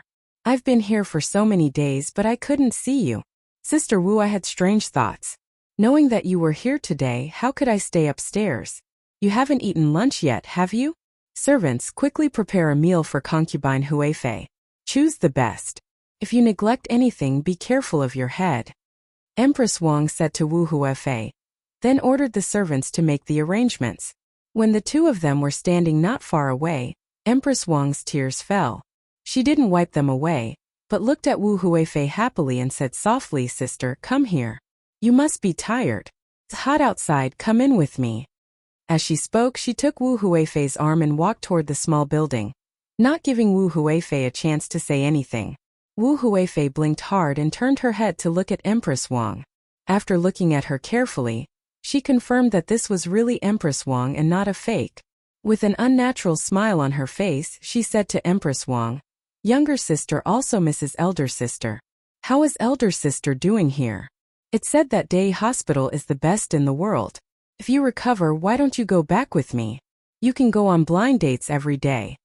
Good, I'll be fine soon. Day hospital is actually a little worse. The real good is the medical school. The best doctors do research there. They only look at things that the people in the hospital can't handle. I estimate that I can go back by autumn this year. At that time I can learn more music, painting and poetry with you every day. Empress Wang didn't wipe her tears until now. She held Wu Huifei's hand tightly, as if she was afraid that Wu Huifei would fly away. Then I hope that you can go back soon.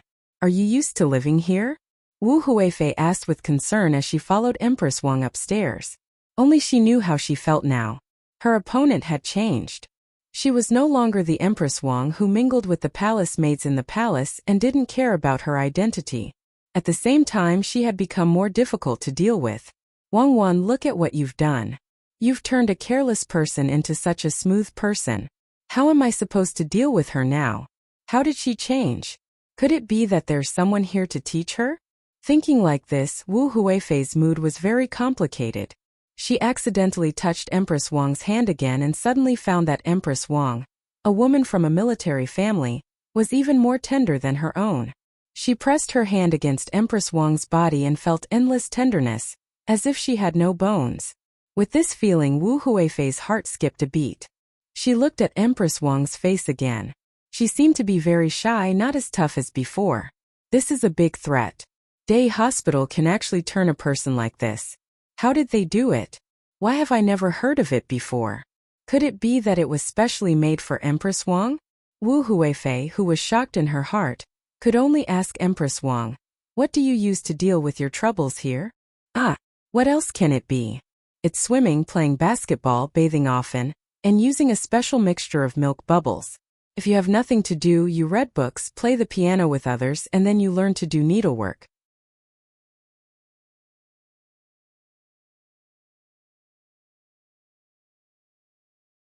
If someone who didn't know the situation saw this, they would definitely think that everyone in the palace was so easy to talk to.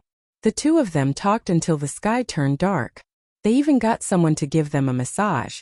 They only parted at night. Wu Huifei would go to the mountain river house first tonight.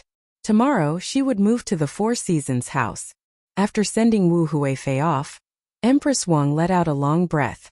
She felt hungry again, so she ordered someone to send her some snacks. She would eat supper at night. She sat there and said to Xiaozhu, "It's so tiring. I don't know how so many concubines of the Gong family survived.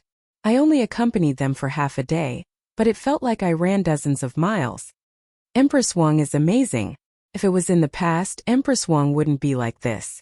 Empress Wang, you must persevere. Once you get used to it, you won't have to worry about getting into trouble. Your servants will also enjoy the benefits.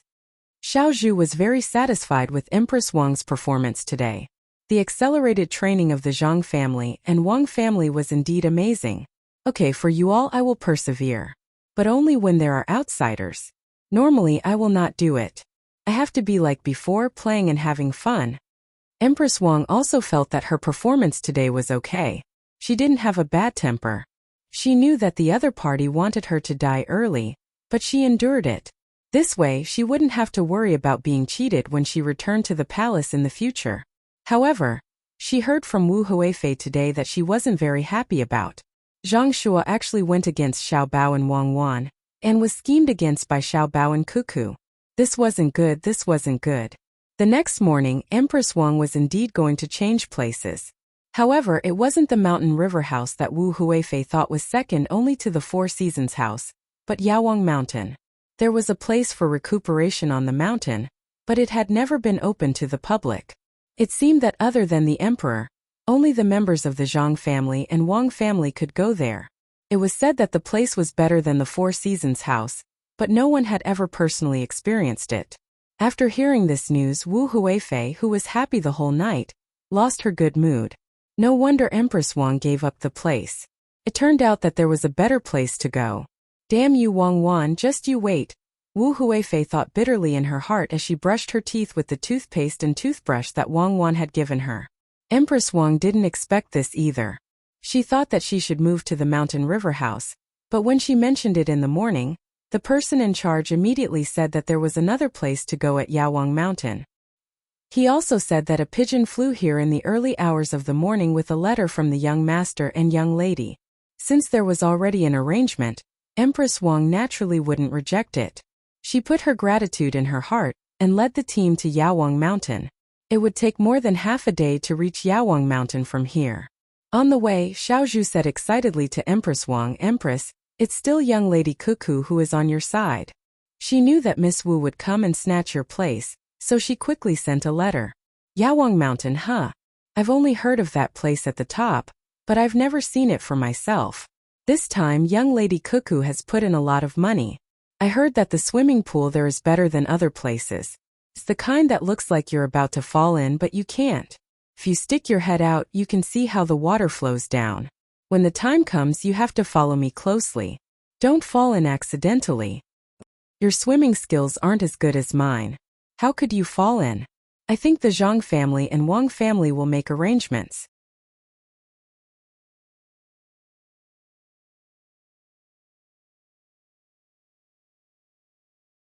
Chapter 731. After Empress Wang moved away, Wu Huifei moved into Four Seasons' house. She did not look happy at all. She felt that she had been set up. She had originally planned to ask Empress Wang to move to Four Seasons' house. Although some people would think that she had gone overboard, it was not important as long as she could let those close to her or those who were still hesitating know that she could suppress the Empress. Between gains and losses, it was naturally a good thing to gain more. However, things were different now. Empress Wang was living well, and if she came over to ask for a place, others would think that she had gone overboard. At the same time, when she wanted to move to a good place, Empress Wang moved to a better place. It was as if she was saying, "Since you like this small place, I'll give it to you. I'm an empress and I even call myself an older sister. How can I not agree? I'll go where I belong, which is at Yaowang Mountain." In this way, not only did she not gain any benefits, but she also suffered a huge loss. In the eyes of others, she would definitely be seen as a child asking for candy. What about Empress Wang? She was naturally an adult who would not lower herself to the child's level. "Your Highness, the person in charge came over just now and asked if you were going to the ice skating rink. He said that if you were going, you should pick an ice blade so that they can send someone to teach you." Wu Huifei's palace maid came in and asked. She did not allow Wu Huifei to speak, so she continued, "There's also a group of children who came over to ask if you still want to listen to their music. They also brought eggs and 2 hams to thank you for giving them and their families so many pastries yesterday." When have I listened to other people's music? Oh, I know. Empress Wang is the one who listened to it. Do they think that the owner here is still the same? Tell them, but they won't listen. When I'm living here, I'm not going to let others come over. Wu Huifei understood immediately. Empress Wang did not have children of her own, so she liked other people's children. Yesterday, she must have seen the children yesterday and came over to entertain them. What did that have to do with her? The palace maid accepted the order and was about to say it when Wu Huifei suddenly shouted, "Wait, you can't say it. You must not say it. Go to the kitchen and get some good things and send them to the children. Don't accept the things they brought unless they have to. Tell them that the current one is not the Empress Wang from yesterday, but they can still come and go as they please. As for the skating rink, tell the manager to get ready first and find shoes that the kids can wear. I want to skate with the people. Okay, go." After the palace maid left, Wu Huifei patted her chest with lingering fear. If she had really chased her away just now, then this matter would have been known by everyone. People would say that the Empress lived here and could enjoy the people, while the concubine lived here and should be chased away. The Empress and the concubine were indeed different. If such words were to spread to the capital, and the ministers and the emperor found out, he would have no hope at all. Well, he probably couldn't suppress it even if he wanted to. He couldn't stop those who wanted to. Not to mention others that Wang Wan would probably do it. She had always been targeting him. Wang Wan. Go, tell our people to find trouble with Zhang Xiaobao and Wang Wan in Baoxin County. Don't expose anything that shouldn't be exposed. Go. Thinking that Wang Wan ruined her plan and kept helping Empress Wang, Wu Huifei was angry and ordered another palace maid standing next to her. Zhang Xiaobao and Wang Wan had returned to the yamen. They had a good sleep last night and got up early this morning to wait for He Yue. When they came back last night, they didn't see He Yue. He went to the place where he raised turtles. Even if he came back at midnight, he wouldn't be able to find them here, so they could only talk about it in the morning. Sure enough, Zhang Xiaobao and Wang Wan didn't have to wait long before He Yue came over like a panda. "Official Zhang, County Deputy Wang, I know I was wrong. I won't give you any more ideas." He Yue apologized as soon as he saw them. "Why did County Magistrate he say that? Did you encounter something that you can't solve?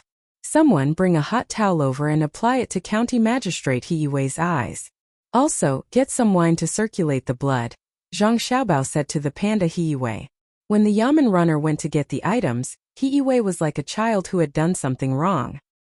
He lowered his head and said, "The turtles are dead. Half of them are dead. It's all money. I raised them for nothing. Dead? So what if they're dead? Do you know how they died? Next time, think of a way to prevent them from dying. No one can succeed in one try. County Magistrate you don't have to worry about this. Zhang Xiaobao thought it was a big deal. It was just half of the turtles that had died. I know. When you and Wang Wan returned to Luoyang and took cherries away, I thought about it myself.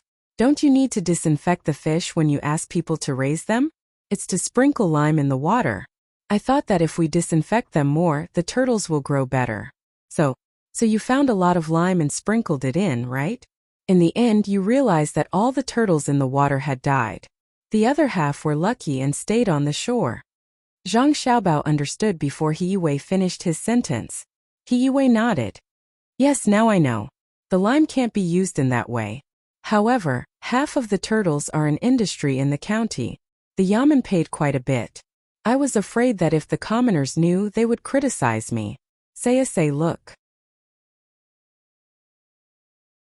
Just a while after Xiaobao and Cuckoo left, He Yiwei caused trouble, right? Wang Wan said to He Yiwei. Yes. Why don't I fork out the money? I'm worried that the commoners will criticize me for wasting time. He Yiwei didn't know what to do. After all, the yamen was transparent now. Nothing could be hidden. In fact, in the past, the commoners' eyes were as bright as snow and their hearts were as clear as a mirror. However, they couldn't speak, so they endured it and accepted their bad luck. But now they could speak. He was not in charge of the county. Once something went wrong, he would be punished. Of course, Zhang Xiaobao would not let He Yiwei pay for it. It was a loss in the research. He thought for a while, looked at He Yiwei and said, County Magistrate I agree with your idea of sending tortoises to Fengzhou and even further north. County Magistrate Wang also agrees. Fengzhou was willing to send a batch of livestock to Baoxing County before the beginning of spring next year. In order to promote mutual understanding between the people of Baoxing County and Baoxing County, they would first send a few people as representatives to Fengzhou to visit and learn. At the same time, Fengzhou would also send people to Baoxing County to carry out mutual exchange projects. I admire County Magistrate He's big picture vision. So many turtles can be frozen and sent to Fengzhou. They can be used as medicinal materials and can also be used to adjust the local diet. I'm willing to find a boat and send the turtles over at a low price. What do you think, Deputy Wang? In my opinion, this is a good start. In terms of thinking for the people, County Magistrate He Yiwei is ahead of many people. He is worth learning from and using this as a foundation to carry forward. Therefore, I propose that after this year's autumn harvest, we should display County Magistrate He's true ability. Li Mu said. In order not to bury talents and to test theories with actions, County Magistrate He should be transferred to Yaozhou and assume the position of military advisor. At the same time, he should also be in charge of the local land use. County Magistrate you are worth learning from. Congratulations. Wang Wan also said.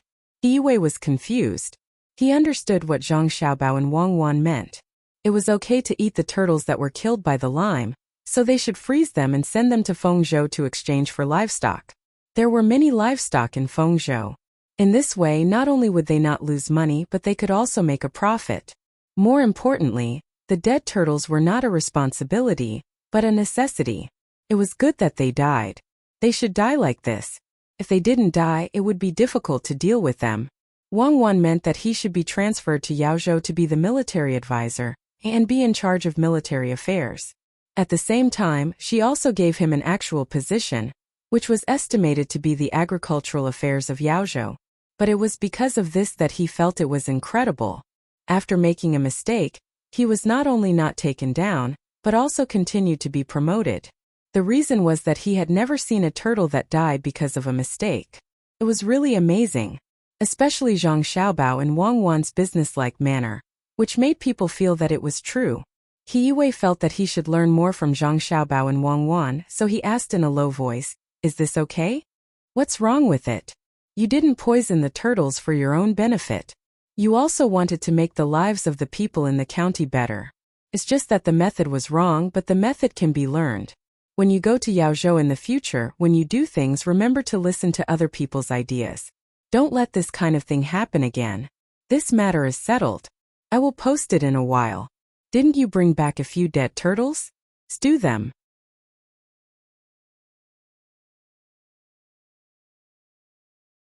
The three old men knew what happened to him.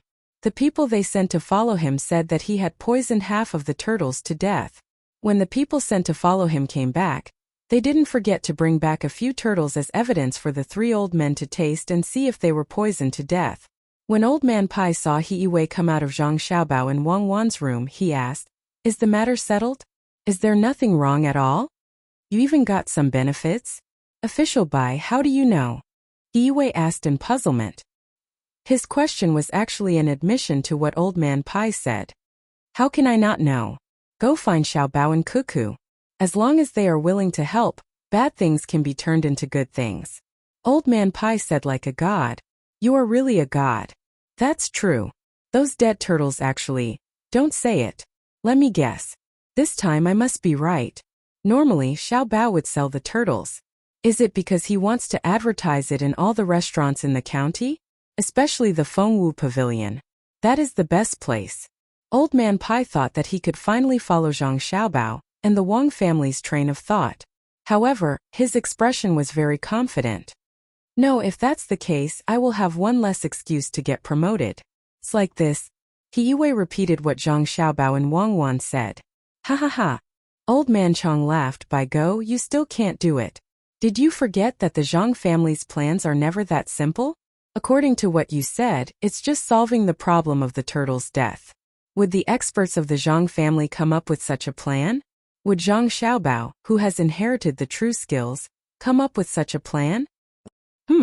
Don't think too simply. It's definitely not just for He Wei to get promoted. It's also not a simple communication between the two sides. There should be other aspects." Old Man Pai, who guessed wrong, retorted. Seeing that there was nothing else for him to do, He Wei excused himself and went to work. The three old men were left at the door looking at each other. Old Man Pai looked at the two and said, "I don't believe that we can't guess what he's planning. Xiaobao said that he wants to make the turtles himself, and he wants someone to get them. Don't go, I have one right now. I'm old and my body can't take it. I need to nourish myself. Quick, get someone to send the turtles to Zhang Xiaobao." Because of the return of Zhang Xiaobao and Wang Wan, the people in Baoxing County were completely relieved. However, there was an undercurrent in Kai County. After Cui Ri came over a few days ago, he still hadn't taken over. He was still asking people to check the accounts. According to him, if the accounts weren't clear, he definitely couldn't take over. If he didn't take over, the other two people couldn't either. After all, they came together. The most important thing was that if they took over too easily, once Cui Ri found out something, they would be in trouble too. County Magistrate Yan, who was going to take over, was the most honest.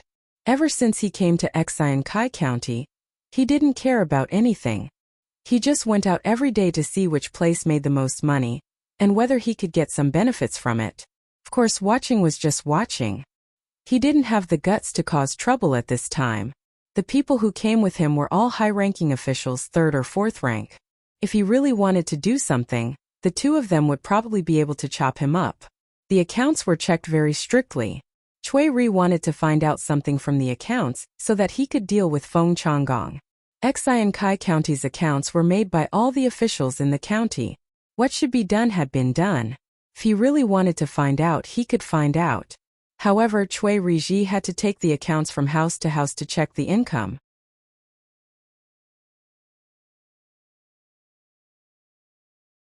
"Do you understand, Lord Cui?"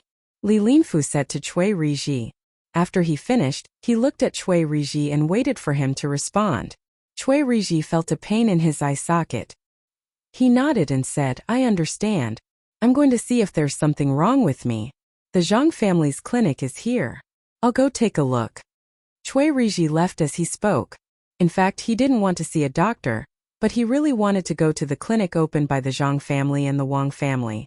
He planned to ask Zhang Xiaobao and Wang Wan for help. He knew that if it were Zhang Xiaobao and Wang Wan, the accounts would be easy to check. Seeing Cui Riji leave, Li Linfu didn't look happy at all. It was mainly because his plan had failed. He was going to kidnap Zhui Meng. However, when the people he sent entered Zhui Meng's courtyard, they found that Zhui Meng was gone. There was still a smell of sleeping incense in the room. Zhui Meng didn't take away the money she earned. She should have been kidnapped. Who kidnapped Zhui Meng? What was the purpose of kidnapping Zhui Meng?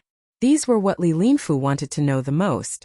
If Zhui Meng caused trouble in other places, it would be fine. However, if it was because of what happened in Xiankai County, it would be over. It meant that others had also thought of what he could think of. It was hard to guess whether they were enemies or friends. Lord Li, what should we do now? Feng Changgong hid when Cui Riji came. Now that Cui Riji was gone, he came out to ask Li Linfu. Wait. Li Linfu replied with one word. Feng Changgong couldn't wait any longer. He could have been promoted this time, but he was delayed and couldn't get promoted. Besides, he still had something on his mind. He asked, Lord Li, how long do we have to wait? Wait until someone deals with you or the workshops in Xiankai County. We'll see who comes first. Li Linfu was also judging the situation. Feng Changgong didn't understand what Li Linfu meant.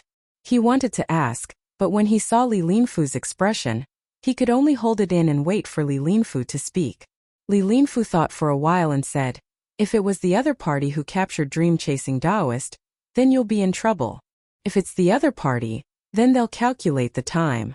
When they feel that Xiankai is ready to become a district, they'll find you and use dream-chasing Taoist in exchange for benefits. As for whether there is another party, and who it is, it's hard to say. However, I can imagine that they must know where you are in trouble. It's very likely that there is a traitor. This is just a guess and can't be confirmed. At this moment, the registrar was also busy. He entered a room again and said to the person sitting inside, Zhui Meng is gone and can't be seen anymore. Did our people take action? We don't care if he's not our people. Our main mission is to keep an eye on Zhang Xiaobao and Wang Wan. We sent a few people, but they came up empty. Zhang Xiaobao and Wang Wan have returned to Luoyang. We just heard the news of their return, but there were 4 spies among the people we sent. We can't contact them anymore. I think they're doomed. We haven't done enough in terms of spying. If Feng Changgong is attacked, will you be implicated? The person in the room explained to the registrar and asked again. The registrar nodded. I think so, but I won't be beheaded. This is because I participated in many matters, but I also left behind evidence. When the time comes, as long as I hand over the evidence and prove that I was forced, I'll be considered meritorious. At most, I'll become a commoner. Continue paying attention to the situation in Buxin County. The higher-ups have already left the capital. When they left, they ordered us to be careful. It's very likely that Zhang Xiaobao and Wang Wan won't be our people. Alright, if there's really no other way, I'll personally take a look and inquire openly. After the registrar finished speaking, he followed the same path as before and appeared behind Soft Spring Pavilion. Similarly, he calmly passed through Soft Spring Pavilion. This time he didn't encounter any adulterous couple and walked back with ease. However, the Soft Spring Pavilion that he had just passed wasn't peaceful. 4 women sat together, all of them wearing veils. There was a letter on the table between the 4 of them. To be precise, it was a piece of paper with only a few words on it. The 4 of them were wearing clothes of different colors: red, yellow, green, and blue. They had been staring at the words on the paper for a very long time, but they didn't look away.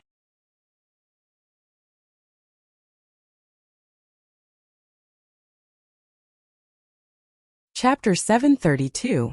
When the woman in blue heard the woman in red's words, she said, I don't think they are from the underworld. Their methods aren't as ruthless as those from the underworld. They actually spared our people's lives. Otherwise, it wouldn't be as simple as losing the Taoist priest. Our people wouldn't be safe either. We kidnapped the Taoist priest because we wanted to collect information. What is their purpose? Until now, there has been no news of the Taoist priest. Could it be that they were just fighting for fun? Our people were more than 200 miles away from here, but they were actually ambushed on the water. At that time, the people who were restrained said that the other party only used one move to deal with them. They were defeated in one move and didn't have any chance to resist. The person who woke up first saw that the other party walked on the water and didn't take a boat. Instead, they swam. This shows that the other party is very good at swimming. If they aren't from the underworld who lives on the water, who would be so good at swimming? We don't know if they will contact us and what benefits they want. If they know our purpose of collecting information, then we will be in a passive position. The woman in green analyzed with a slightly hoarse voice. When the woman in yellow saw that the three of them were talking, she also made a sound like a lark. Not only is he good at swimming, but his kung fu is also not ordinary. He knocked down our people in one move. From our people's words we know that the other party attacked one of the head, one of the stomach, and two of the legs. However, among our people, the one who woke up first said that the other party was originally attacking his throat, but for some reason they suddenly changed their hands halfway and hit the left side of his chin. The other hand of the other party seemed to be able to kill him at any time. I also asked other people, and they also found that when the opponent attacked he only used one hand. The other hand seemed to have a weapon, but when the light shone on it at night, it didn't shine. It should be black. The same weapon, the same way of attacking. This reminded me of something. What is it? The woman in red asked. We have people in Tubo who are collecting information about Tubo. Back then, the logistics camp in Idyll had been there before. We couldn't tell much about the battlefield at the end, but in the forest at the beginning, many Tubo scouts died mysteriously. It was as if they didn't go through a fierce battle and were killed in one blow. There were some lucky survivors who went to the brothels and bragged that it wasn't because they weren't strong, but because the other party was too strong. When the other party attacked, it was always a single blow. Even if it meant exchanging life for injury, they wouldn't hesitate. Especially at night, the other party's weapon didn't reflect light like normal weapons. The other party mainly attacked the throat, eyes, and ribs. The wounds were all triangular shaped, and they couldn't stop the bleeding. They could only apply medicine or paste on the wounds. We found out who this unit is. It's the most elite existence of the Zhang family and Wang family in Sanshui County, the Vigorous Protection Unit 0. They can carry out special operations in any terrain. They specialize in rescue, reconnaissance, and assassination. They are also good at swimming. At that time, Wang Wan led a total of 56 people to Tubo. It is said that more than 1,000 people died in their hands. Later, they returned to the Tang Empire and never appeared again. The Zhang family and Wang family began to focus on training the members of the number 1, number 2, and number 3 teams. Each team has 300 people. Could it be that they did it? What's their purpose? The woman in red didn't wait for the woman in yellow to finish speaking and continued. However, no matter how hard she tried, she couldn't guess what the other party wanted to do. The other two women seemed to agree with the woman in yellow's judgment. They were good at fighting, their movements were simple, their weapons didn't reflect light, and they were good at swimming. It seemed that only the members of the Vigorous Protection Unit 0 were responsible for this, because it was impossible that the other people's weapons didn't reflect light. The woman in yellow sighed. Whether it's them or not, it's useless to us now. Even if it's them, do we dare to send people to snatch Chasing Dream back? That's impossible. Their people aren't that easy to deal with. Besides, we shouldn't deal with them. Isn't it because you're afraid? Once you guess that it was the Zhang family and Wang family, you don't have the guts to go. The woman in blue snorted in dissatisfaction. Yes, I'm afraid. I'm afraid that the people I send will die one by one before they see Chasing Dream.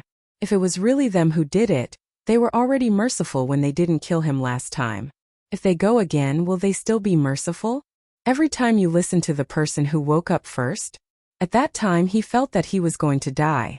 The other party had used one arm to stab him. There was blood on the blade, so the other party should have also been injured. Even at that time, the other party's other arm didn't move.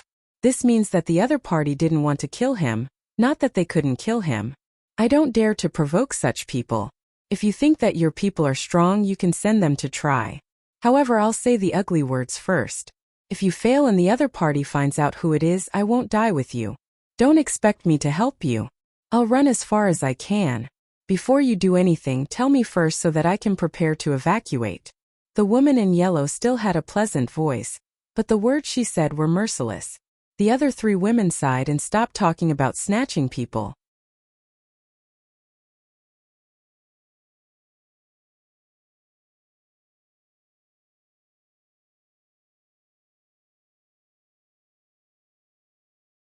At least he still has fear in his heart. However, He Wei is a little silly. If it were me, I would have accepted it. This kind of thing can't be written, right? When the time comes, I will say that he donated it to the county and let the people thank him. However, I will definitely not give him the road.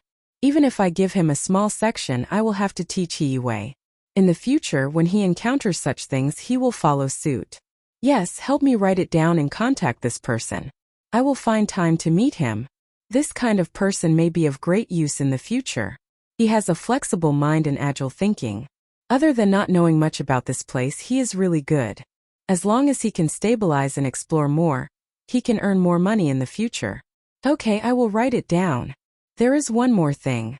Wang continued to read. As long as she could analyze it herself, she would put it down. If she couldn't analyze it or found it suspicious, she would tell Xiaobao and let Zhang Xiaobao decide. The two of them cooperated very well. Wang flipped to the end and thought there was nothing important. Suddenly, she saw a message and said to Zhang Xiaobao, "There is one more thing. Zhang Jiazhen wrote a letter saying that Zhang Shua framed him and asked us to help." What? He is stupid. Why would such a thing appear in the book in your hand? What does he mean? Don't care about him. Whether he is dead or not, this is what I hate the most.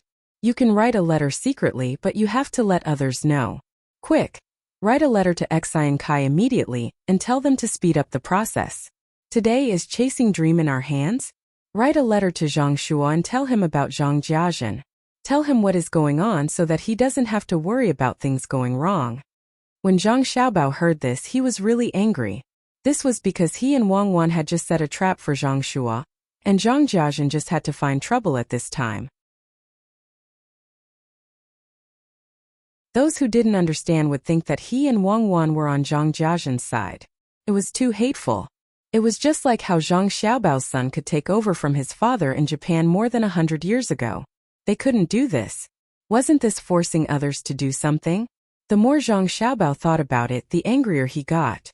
See where Zhang Jiazhen went. Stop all of our goods and water supplies there. If there is any, stop them too. If we don't warn them, they might think of using us to play games in the future. I can't afford it. Wang thought the same. Being used by others was the most uncomfortable thing, especially at such a critical time. Zhang Jiazhen deserved to die. Xiaobao, do you want to find trouble with Zhang Jiazhen and impeach him? We won't do it directly. Don't we have people at the monster trainer's side? Let them do it. No, that won't do. It's impossible that others don't know about our people. Then let Yu Wenrong do it. Wang was ready to take revenge. Zhang Xiaobao said helplessly, "All right, my great aunt. Let's not create more trouble. It's fine as long as we explain it to Zhang Shua. How about this? We will stop the supply, but we will write a poem praising Zhang Jiazhen. You can write it. You can write it better than me. When the time comes, I will send it to Godfather. I'll listen to you and let him off easy." Wang put away her thoughts of killing Zhang Jiazhen. At this time, the aroma of the meat in the pot wafted out. Old Man Chong was the first to appear at the door. He looked at Zhang Xiaobao and Wang. Seeing that the two of them looked like they were working, he did not disturb them. He just stood there and waited. Even if he knew that there would be a lot of time to stew the tortoise, he was still willing. The moment he appeared at the door, Zhang Xiaobao and Wang knew. The two of them were very alert. Seeing that it was him, Zhang Xiaobao said, "Grandpa Zhang, there are many tortoise shells here. I'll use aged vinegar to cook one for you. It's just that it takes a lot of time. It will take about 5 to 7 days. When the time comes, you can eat it as a snack. It's tough and crispy." Okay. The two of you continue. Don't worry about me. I didn't see anything. I didn't hear anything. Continue. It was the first time that Old Man Chong had heard of another method of baking the tortoise shells without using tiles. It sounded good. When he nodded in agreement, he took 2 steps back. Wang did not know whether to laugh or cry. She said, "Grandpa Zhang, Xiaobao and I didn't do anything. We are doing business. You don't have to be like this." Yes, we didn't do anything. Business, big business. I understand. Old Man Chong followed Wang's words. "Xiaobao, you still make tortoise shells for Grandpa Zhang to eat?" Wang saw that she could not talk to Old Man Chong, so she turned to Zhang Xiaobao. Zhang Xiaobao did not care. He smiled and said to Wang, "Don't worry. As the saying goes, the body is like a Bodhi tree, and the body is like a mirror. Always brush it diligently, And don't let it be stained with dust. This is called the appearance comes from the heart. Xiaobao, can you learn more? What you said is wrong. It seems that you are the one who didn't lose your appearance. That is called Bodhi is not a tree, and the mirror is not a mirror. Originally there was nothing, so where was the dust? You are worrying me to death. There is only one level difference.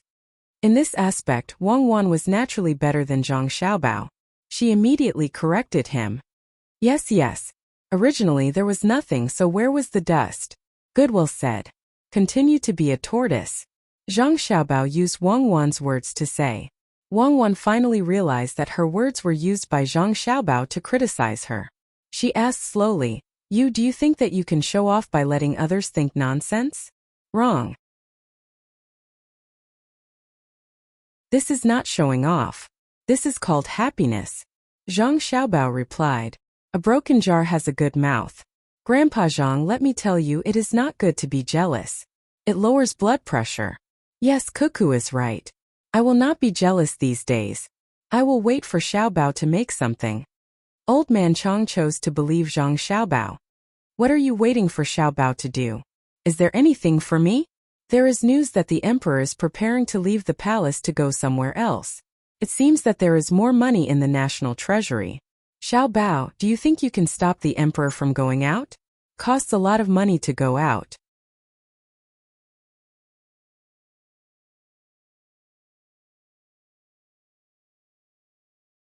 Chapter 733. While Zhang Xiaobao and Wang Wan were discussing Buddhism, Old Man Pai suddenly appeared. The two of them were caught off guard. Zhang Xiaobao sighed helplessly. Grandpa Bai, where is the emperor going? Jinyang, the emperor is traveling. He spends a lot of money. Can we not let him go? Old Man Pai started to oppose the emperor again. No one knew which side he was on. Grandpa Bai, how much can it cost? Can I pay for it? It's not far from Chang'an, right? It's fine if he goes. Does the emperor have to stay in the capital and can't go anywhere else for the rest of his life? Zhang Xiaobao was worried sick. It was not a big deal. Jinyang was Taiyuan Shangxi and was not far from the capital. If he wanted to go, he would go. Why did he have to stop him? He could just go for a stroll. Other leaders would take a plane and go for a stroll when they had nothing to do. They would look at the scenery of other places. Only when they talked about something would they not talk about. The main thing was that when they met, they could not be as tough as when they did not meet. Couldn't Li Longji go for a stroll in his own country? How could he be the emperor? Wouldn't it be sullen to live? Wang Wan also had the same idea. If Li Longji was bored in the capital, then he should go out to play and relax. He could continue to do things next time. Why did they have to restrict him? Wasn't it just spending some money? It was not a lot. After going for a stroll, not only would they be in a good mood, but the local people would also be happy. They would be valued. Therefore, Wang Wan also agreed. Grandpa Bai, I also agree. We will pay for it. In the future, if the emperor wants to go out and have a look, we will also pay for it. Old Man Pai didn't expect that Zhang Xiaobao and Wang Wan, who always cared about the people, would suddenly support the emperor going on an inspection tour. He was stunned and said, it's not a matter of money. For example, when Yang Guang went out, not only did he spend a lot of money, but he also made life difficult for the people by building canals. Grandpa Bai, we seem to be using the canal as well. We can also repair it. The problem of the people is not a problem of money. He always eats the hearts of the people when he goes to a place, right? We just need to give them enough money. Besides, Grandpa Bai, you only see the bad side and not the good side. Take the pilgrimage ceremony for example. Is that a bad thing? Isn't it just spending money? It can be a deterrent to the surrounding countries. Many times, many things can't be bought with money. There is a saying that one can subdue the enemy without fighting. When a country's emperor goes out and has nothing to do, it can also show the country's ability. Grandpa Bai, this matter is settled. After we take a stroll around, the emperor will go to Mount Tai to perform a pilgrimage. We will pay for the expenses along the way. Just like Empress Wang and concubine Hui, who says that they don't earn money. Grandpa Bai, tonight I will tell you about the relationship between consumption and production. Zhang Xiaobao strongly supported Li Longji going out to play and see his own country. That way he could love his own people and land more. Money was not spent in other countries. No matter how it was spent, it would stay in the country in the end. Of course, if it was counted as GDP, there would be an increase. If it was someone else who said this, Old Man Pai would definitely not be convinced. However, the people who said this were Zhang Xiaobao and Wang Wan. There was no doubt about their ability. They had never been at a disadvantage. Since they were all in favor, it seemed a little thoughtless for him to say that he was against it. After thinking for a while, Old Man Pai asked Zhang Xiaobao, "Can we really make money? Can we immediately earn back the money that the emperor spent?" "No, Grandpa Bai, we can't do that kind of thing."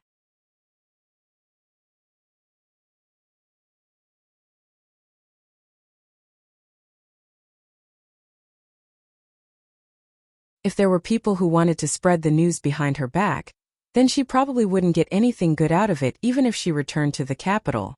If that was the case, it was fine for her to gain other benefits. The problem was that she didn't gain anything at all. Then what she had to do now was to think of a way to improve the local people's attitude towards her.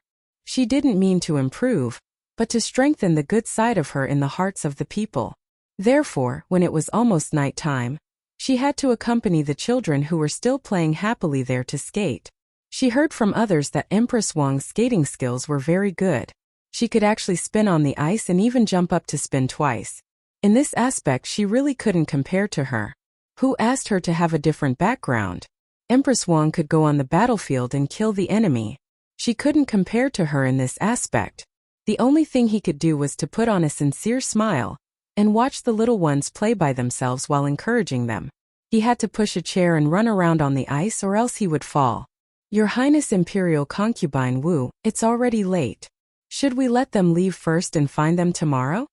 The palace maid beside her went outside to ask about the time and came back to ask Wu Huifei. Wu Huifei actually didn't want to play anymore. Seeing that others didn't have to push a chair while she had to, anyone would feel uncomfortable. She planned to practice properly while no one was around. When she returned to the palace, she would make a place like this in the palace. When the time came, she would play with the emperor. It would be much better than playing with the children now. She was inside the house and couldn't see the situation outside. Candles were lit in the house, so she couldn't feel the passage of time. Hearing the words of the person beside her, Wu Huifei asked in return, "It's already dark?" In reply to Your Highness, "It's not dark yet. But you can't always be on the ice."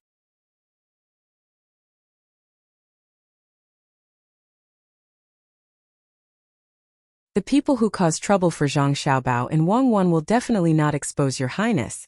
However, we can't use pigeons to send the news. I estimate that we will have to wait for a while before we can. This is the information that was sent over a few days ago. The palace maid immediately knew how to answer and handed a letter to Wu Huifei. After Wu Huifei read the letter, she said helplessly, "It seems that it won't be easy to deal with Zhang Xiaobao and Wang Wan. Who took that Zhui Ming away? Pass down the order to have our people cooperate with Li Linfu. No matter what he wants to do, we have to cooperate well. Even if it's to kill someone, we have to think of a way to make it look like a suicide." "Yes, this servant will arrange it now." The palace maid responded and left in a hurry. After this matter was arranged, Wu Huifei sat there and muttered, "This time I want to see how the two of you will deal with it. You want to go against me? Humph. I'll let you know how powerful I am." The palace maid next to her clearly heard Wu Huifei's voice, but she had to pretend that she didn't hear it. She didn't know what to do there. Some palace maids believed that Wu Huifei could defeat Zhang Xiaobao and Wang Wan, while others didn't have any expectations. If Zhang Xiaobao and Wang Wan were so easy to deal with, no one would have suffered countless losses from them. Another morning, Wu Huifei ate the prepared meal and was about to go to the hot spring again. Suddenly, the head of the Zhang family came over and said to Wu Huifei, "Your Highness, there is something that I don't know if you want to go." "What is it?" In fact, Wu Huifei was not satisfied with the head of the Zhang family, because after she came here, she didn't enjoy the kind of treatment that Empress Wang had described. The accommodation was not bad, the food was not bad, the games were not bad, and the hot springs were not bad. However, there were many things that were missing. First of all, how was he supposed to train his body? Secondly, he did not see any specially prepared milk for him to soak in. Not to mention that someone came to teach her something. This was obviously different from the situation where Empress Wang lived here. However, looking at the rules here, she couldn't find any problems. In other words, the treatment that Empress Wang received was not within the rules, but extra. She didn't know how Empress Wang was now. It was said that the Yaowang mountain was very good. Your Highness, Your Highness. The head of the Zhang family saw Wu Huifei standing there in a daze, so he called her twice. This time, Wu Huifei reacted and asked the head, "What did you say you wanted me to come over for?" In fact, it's not a big deal. There will be a competition here soon, a chef's competition. At that time, many chefs will make new dishes, which must be dishes that others haven't seen before. Then, they will let people with status evaluate them. The person with the highest status will have the most important words. Once the dish can win in the end, the name of the dish won't be given by the chef, but by the person who evaluates it. For example, Your Highness, if a dish you said is good and really wins, then the dish will be called Huifei's dish. I didn't want to disturb Your Highness with this kind of small matter, but I think it's interesting, so I came over to tell Your Highness. The head of the Zhang family said very tactfully, but it always made people feel like they were being ignored. What did he mean by not wanting to disturb? If he really didn't want to disturb her, he shouldn't have come over. Wu Huifei's first thought was that the head of the Zhang family didn't want her to participate, so he repeatedly emphasized that it was a small matter. Therefore, Wu Huifei asked the head of the Zhang family, "Will Empress Wang participate?" Your Highness asked Empress Wang if she will participate. It has been held several times, and Empress Wang has participated 3 times. It is held once a month. The head of the Zhang family said to Wu Huifei, "Oh, so Big Sister is participating as well. Since that's the case, how can I not go and take a look? Count me in. When the time comes, I'll be able to taste the dishes made by the chefs. Is your Aqua Cloud Club participating? I really want to know how the chefs here compare to the imperial chefs in the palace." Wu Huifei didn't hesitate anymore. Since Empress Wang had participated and her name would be added to the dish, then as long as the dish was really good and spread, wouldn't her name be spread as well? The head of the Zhang family didn't show any other expression. He still had the same smile as before and said to Wu Huifei, "Since Your Highness is participating, the chef's competition can't be taken lightly. Even if no chefs from between the clouds and the water are participating, Your Highness, you should go and have a look. When the time comes, Your Highness, you should taste it carefully." After that, the head of the Zhang family left in a hurry to register Wu Huifei. Of course, Wu Huifei wasn't participating in the competition, but she felt that she could enter the ranks of the judges. Seeing the head of the Zhang family leave, Wu Huifei finally understood. It turned out that the head of the Zhang family wanted to use this opportunity to elevate Empress Wang's status. Empress Wang had participated in the competition 3 times. It seemed that if she didn't seize the opportunity, she might lose the opportunity. Thinking of this, Wu Huifei ordered the people around her, "Go and check the situation of this chef's competition for me, and where the chefs are from. I don't believe that there isn't someone from between the clouds and the water among them. Humph! It's all for Empress Wang. I guess this is the arrangement. I will make them fail this time."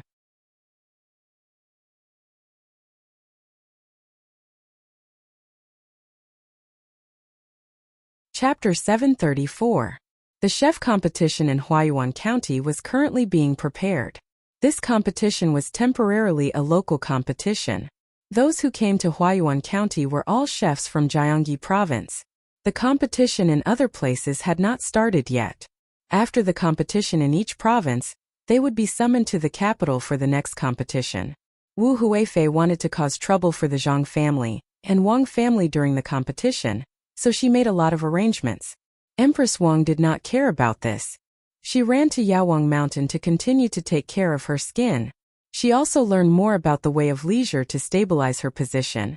The battle between the 2 parties had been going on behind the scenes, so it could be considered peaceful. The place that was not peaceful was Xinsai County. Zhui Meng's disappearance made several parties move together. Along with the rumors, when they finally pointed to Feng Changgong, Li Linfu could not wait any longer. The more important thing was to speed up the construction of the workshop. Li Linfu called Feng Changgong and said, "Do you want to live or die? Live, Master Li, you must save me. I know my mistake. I shouldn't have asked Zhui Meng to come. In the face of life and death, Feng Changgong begged Li Linfu like a puppy wagging its tail. Seems that you still don't know where you were wrong. You shouldn't have stopped Zhang Xiaobao and Wang Wan from channeling the river. Good, it's good that you know your mistake. Immediately take the initiative to dig a ditch in Baoxin County, and post a notice to the people in the county. First, to prosper the local economy and improve the people's livelihood, we want to cooperate with Baoxin County to divert the river. Second, some time ago, you heard rumors and mistakenly led the fake Taoist Zhui Meng to the county to talk nonsense. You will issue an arrest warrant and offer a high reward for the people to admit your mistake first. Third, are there any omissions in the accounts? If you lack money, you can avoid this first. Fourth, personally go to Baoxin County and ask for forgiveness in front of Zhang Xiaobao and Wang Wan. Li Linfu understood that this was not just a battle in Xinsai County, but a battle between two parties. His side, Yu Wenrong, saw that the matter was about to be settled. If he pushed a little, it would be better to contend with Zhang Shuo. If he retreated, it would be unknown when Dongshan would rise again. Feng Changgong showed a troubled expression. He said, Master Li, how can I still have face after doing this? Wouldn't I have to admit defeat to Zhang Xiaobao and Wang Wan? What's the point of living if you beg for forgiveness in front of two half-grown children? Then you can just wait for your death. I'll help you this time and leave you with an intact corpse. Now that you know how to save face, why didn't you think more about it? Is your face that important? More important than the Tubo Kingdom? Why don't you go and take a look at the land between the eastern front of Jinchuan and the western front of Great Tang? Who's in charge? Someone who can threaten an entire country by himself. Is he someone you can fight? You, a local official, do not know much. That Zhang Xiaobao has not given up on Tubo. This autumn we will see the result. Last night, news arrived from the capital. Because Zhang Shuo refused to accept Xiaobao and Cuckoo's invitation list, after falling out with them, he retired. The person recommended by Su and Su Hiwei will be appointed as Yaozhou's Jishir, who is also familiar with Yaozhou's agricultural affairs. Compared to Zhang Ji, what do you think? How are you compared to Tubo? Tell me, do you want to take poison or hang yourself? This official will definitely help you. Li Linfu said a few words to Feng Changgong, then smiled and offered to help. Official Li, this official does not want to die. I will do it now.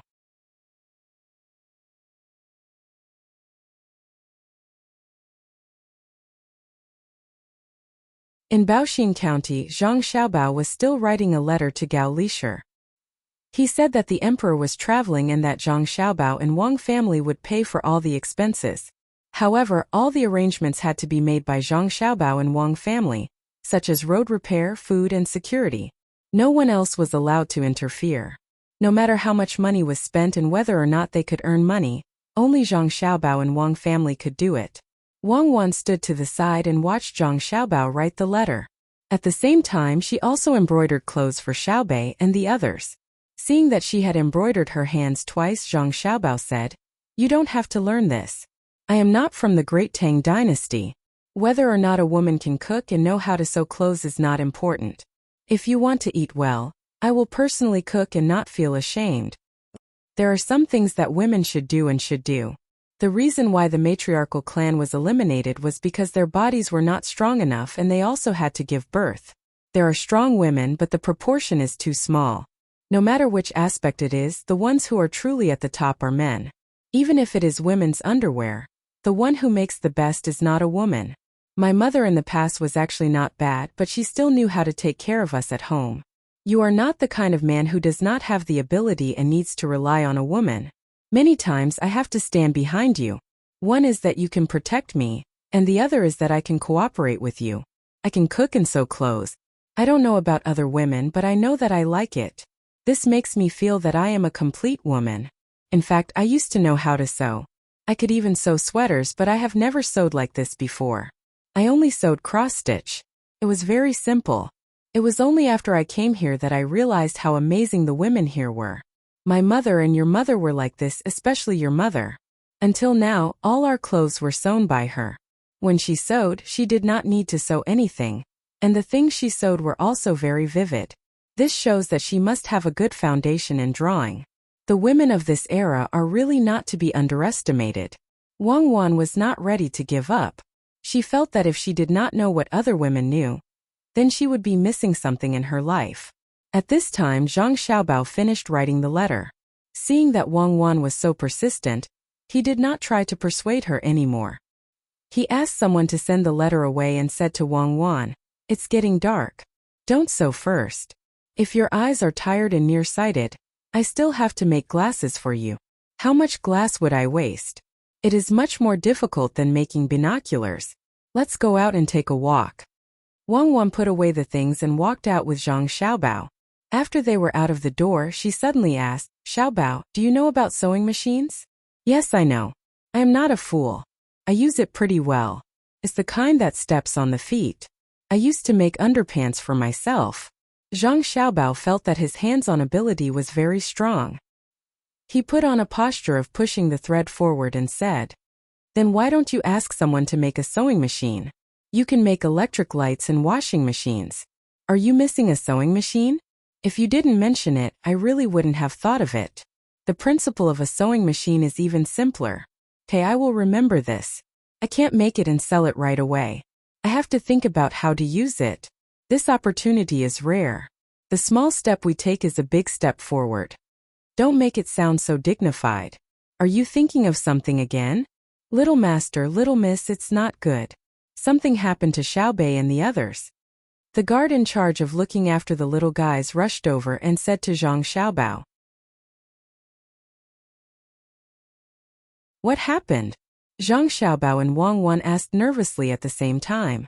Little Miss Xiaobei and Little Master Xiaoyuan fell. Little Miss Xiaobei's arm is broken, and Little Master Xiaoyuan's leg is swollen. The guard was so anxious that his eyes were red. It seemed that he was the one in pain. Zhang Xiaobao and Wang Wan didn't continue to talk about the sewing machine. They ran to where their younger brother and sister were.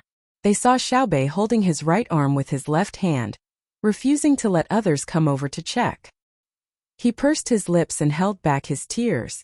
Xiaoyuan's eyes were also filled with tears. It wasn't that he was in pain. His pants had been taken off. He looked at Xiaobei and felt sad for him. The other little guys were also anxious at the side. Zhang Xiaobao didn't have time to care about others. He ran in front of Xiaobei and reached out to take Xiaobei's arm. He began to feel the bone. Wang Wan asked with a livid face, "Who took care of him? Why didn't he let us treat him?" "Little miss, we took care of him. Xiaobei let someone touch him just now and said that it hurt. He didn't let anyone get close to him." A maidservant came over and replied in horror. Wang Wan didn't say anything. She nodded and looked at Zhang Xiaobao. After Zhang Xiaobao examined his sister, he let out a long breath and said to Wang Wan, "It's not crushed. It's just cracked. It will probably take 2 months to heal. Pay attention to your diet. There was a slight misalignment, so I corrected it." "Xiaobei, how did you fall?" Mechanical arm multiplied by mechanical arm is equal to resistance arm multiplied by resistance arm. I wanted to see if Xiaoyuan could fly into the swimming pool. He jumped from a high place and fell. Xiaoyuan stood in the wrong place and broke his leg. Xiaobei finally found someone to cry to. As he cried, he looked at a seesaw beside him. Zhang Xiaobao also looked over and saw that there was a platform on one side of the seesaw. It was estimated to be 3 meters high.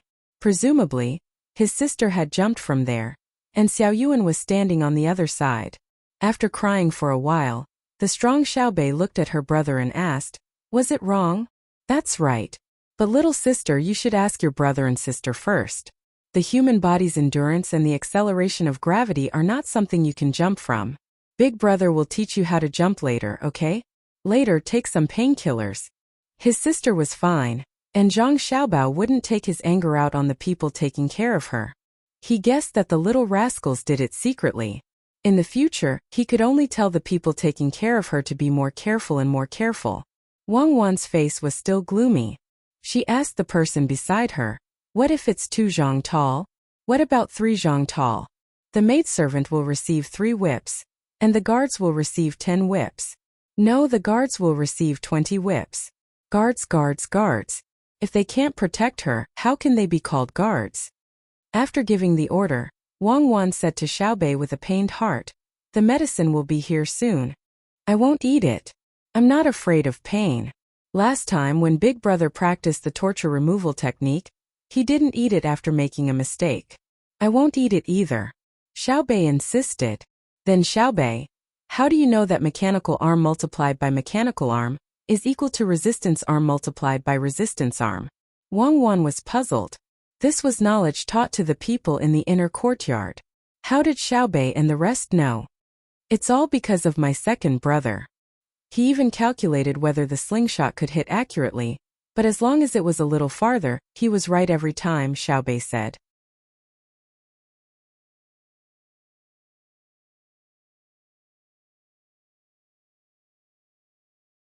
Chapter 735.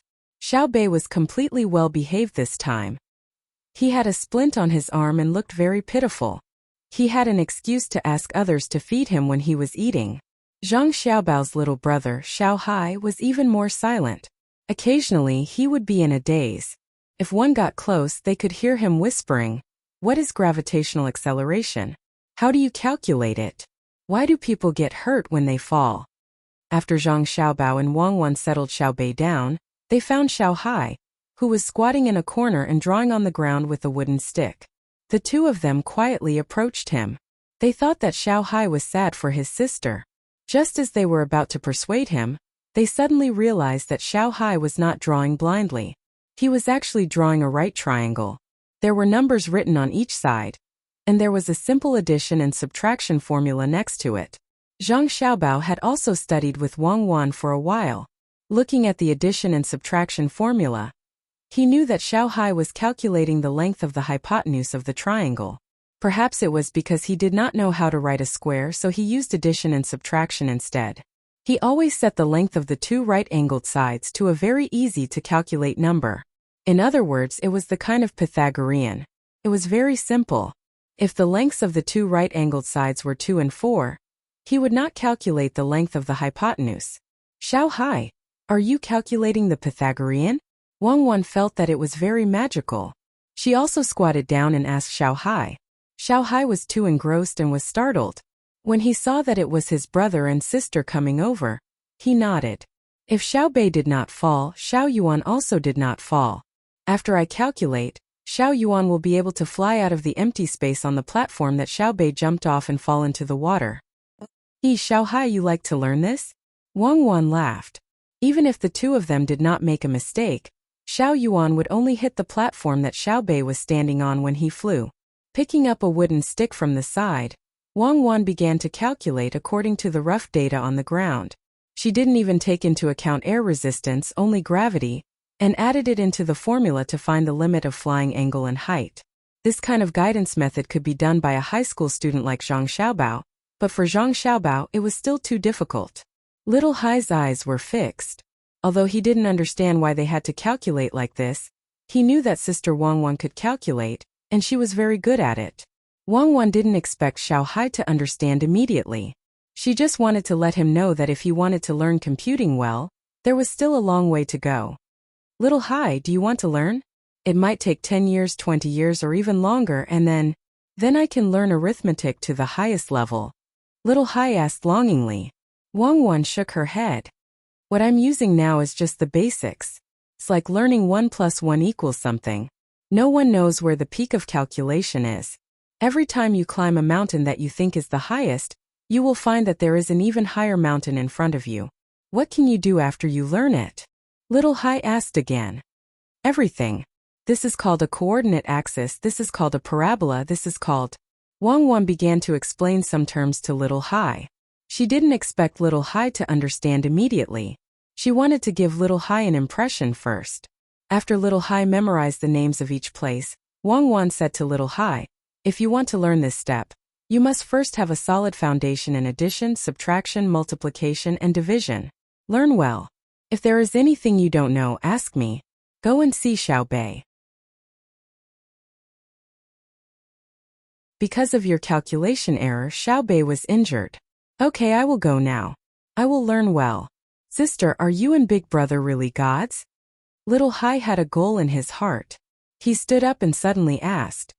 Yes. When you are good, you are a god. In the future, you will be a god too.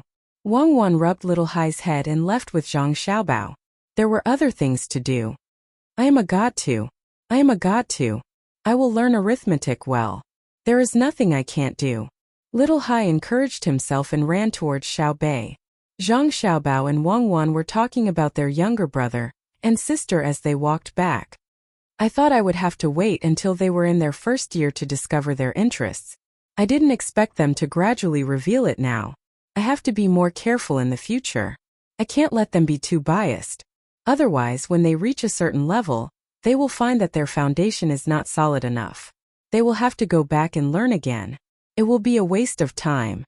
Zhang Xiaobao felt that Xiaobei and Little Yuan's injuries were worth it. At least they knew that Little Hai, who was usually relatively quiet, had such an interest. He could actually calculate the length of a string. Yes, every child is a genius. It just depends on whether you can discover it or not. Wang Wan also sighed with emotion. When Old Man Pai and the others, who had also received news of Xiaobei's injury, rushed over, they saw Xiaobei eating a cold drink with her arm in a sling. Today she was injured, so she was treated more leniently. She ate 3 bowls in a row and was still eating. There was also an unlimited amount of candy. This made her forget about the pain in her arm very quickly and become happy. Old Man Bai found out what had happened from the servants. He looked at the seesaw, then at the platform that was set up.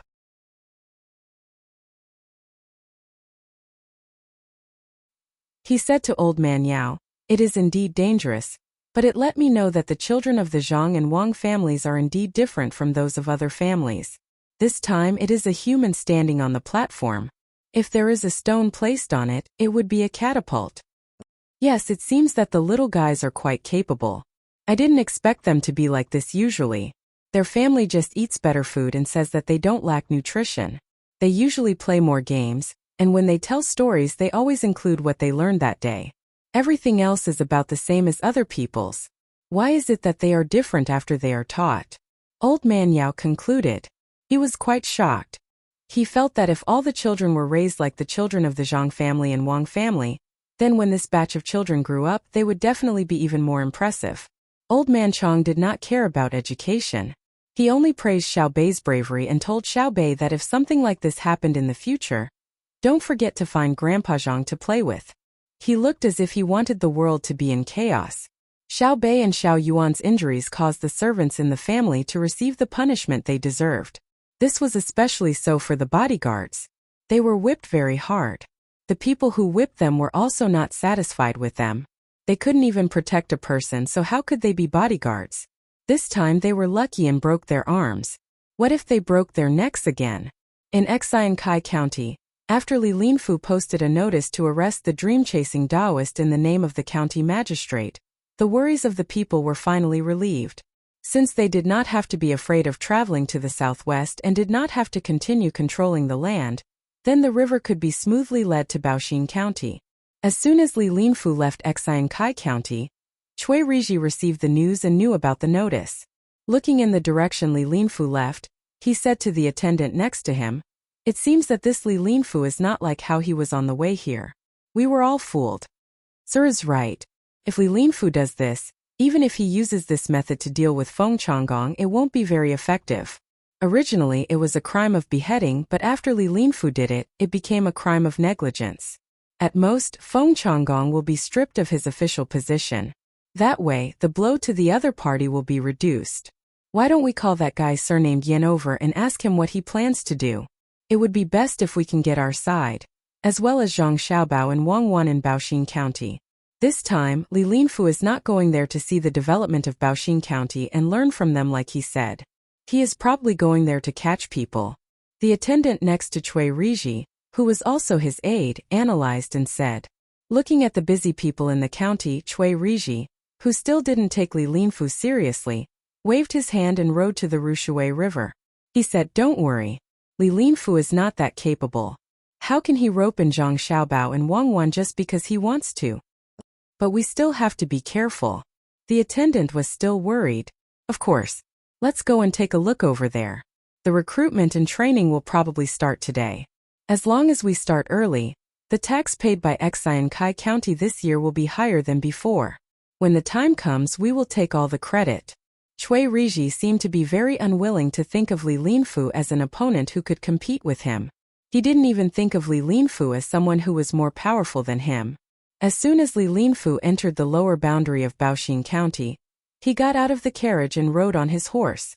He looked at the situation in Baoxing County along the way. He was also a registrar, so he knew what kind of scene was real and could reflect the good and bad lives of the local people. The houses on both sides of the road were not renovated and looked old. If he only saw this part, then it could be said that the lives of the people in Baoxing County had not improved by much. However, the difference was that although the houses were old in the enclosed courtyards, he could see chickens and ducks in the front yard. There were also pigs in the backyards. Each family had also found an open space to feed the poultry and livestock. It was almost noon. Smoke came out of the chimneys of the houses.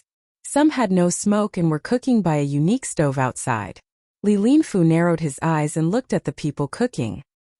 He saw that the clothes they wore were not as good as the people of Xiankai County.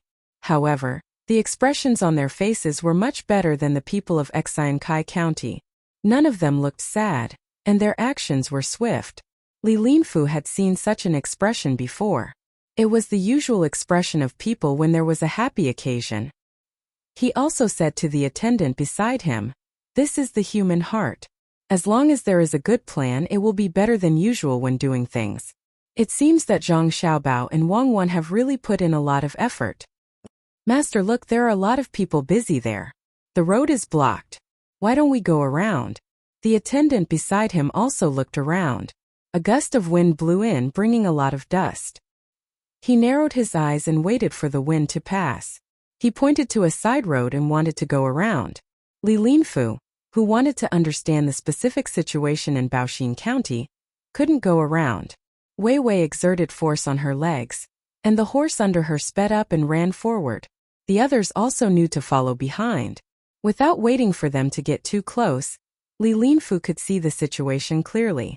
Many people carried sand and stones on their shoulders and pushed them with small carts to the sides of the road. The people on both sides held tools and dug and pressed.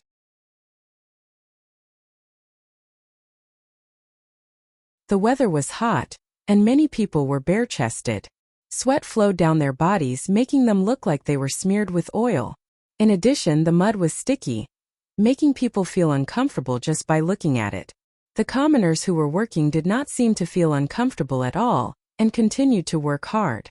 From time to time, there were people with buckets in their hands moving back and forth in the crowd. Occasionally, they would stop and use a ladle to scoop up the water in the buckets and pass it to the people who were taking a short break from work to wipe their sweat. The people who received the buckets raised their heads and drank it all. They gasped for breath twice and continued working.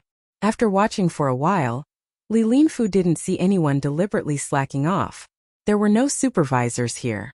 If it was normal for the commoners to work, even if there were supervisors, the commoners wouldn't risk their lives like this. After all, that kind of work was calculated by the day, not by how much they worked. "Go and ask." Li Linfu, who didn't know why they were continuing to work on the road, said to the person beside him. The person immediately trotted over and found the person who was busy cooking at the side to ask. After a while, he ran back and said to Li Linfu, "The county magistrate of Baoxing County, He Wei, wants to repair the roads. He said that some of the roads are too narrow. In the future, it will be inconvenient if there are too many vehicles and people coming and going." So, he took out 1,000 strings of coins and prepared to repair the entire county's roads. 1,000 strings of coins wants to repair all the roads in Baoxing County? Is he Iwei stupid? Not to mention 1,000 strings of coins, even the wages and the money to buy materials can't be less than 5,000 strings of coins. Do you think this is as simple as a village? When Li Linfu heard the words of the person who came back, he didn't believe it at all. If 1,000 strings of coins could repair all the roads in a county, the sun would rise from the west. The person who went over to ask continued, "Master, it is indeed 1,000 strings of coins. This money is used to buy vegetables and food. Just now I went over to ask. The people in the county don't want wages, and they don't need to go elsewhere to buy things. They prepare their own things. Even the baskets used to carry sand and stones are made by the people themselves. 1,000 strings of coins is probably only used to cook food, and they don't need it. So, they are afraid that people will get heatstroke in the hot weather, so they buy beans to make soup for them to drink. The person who walked around with the bucket just now filled the bucket with mung bean water, and added some rock sugar and salt. When he said this, Li Linfu understood. Indeed, if the first two things that the people did were calculated by the heavens, and the people didn't want money after that, 1,000 strings of coins would be enough. But why were the people so stupid? The Zhang family and the Wang family were rich, so it would be a waste not to take it. Li Linfu, who couldn't understand, dismounted and personally walked over to an old man who was sitting on the side of the road, and using a willow branch in his hand to repair a recently broken basket. He squatted there and watched the old man nimbly repair the basket. He asked, "Old man, how much does it cost to repair this basket?" The old man saw Li Linfu when he came over. The official robes he wore were very eye-catching, but the old man didn't care. If it was an official who came to see him work at such a close distance, he would definitely be nervous. He would be excited and afraid that he didn't do a good job. However, ever since Xiaobao, Cuckoo, and county magistrate he of the county came, everything changed. It was no longer so difficult to see the officials. Xiaobao and Cuckoo took a group of children to walk around when they had nothing to do. It could be easily seen that county magistrate, he would also take time out every day to explain the income and expenses of the county to everyone at the Yamen entrance. He didn't have the slightest feeling of being high and mighty. Therefore, even if another official came to take a look, there was no need to worry. He didn't believe that any official from other places would dare to come and cause trouble.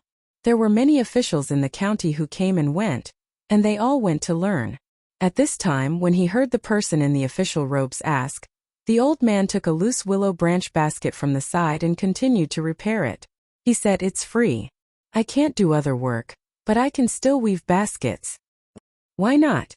Old man, you are working for Baoxin County. It's not wrong to get a salary. Is it because the county doesn't pay you? Tell me, and I will impeach them." Li Linfu asked tentatively. He wanted to see what the people in the county thought. As soon as the words came out, the old man's pair of turbid eyes stared at him. "Who do you want to impeach? Go, stay away from me. Don't delay my work." "I'm not impeaching. I'm just asking. I just said it. Even if you want me to impeach, I don't have the courage. Who doesn't know that Zhang Xiaobao and Wang Wan, who are in charge of Baoxin County, can't be impeached? Am I right, old man?" Li Linfu quickly changed his words.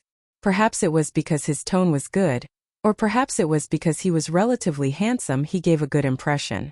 This time the old man didn't chase him away. Instead, he said while mending the baskets, "That's right. Don't you know who Xiaobao and Cuckoo are? If someone really impeaches them, not to mention that they are capable, even if their family is not capable, I will personally put a bloody handprint to protect them. As an official, you said something wrong. How can you say that you are working for the county?"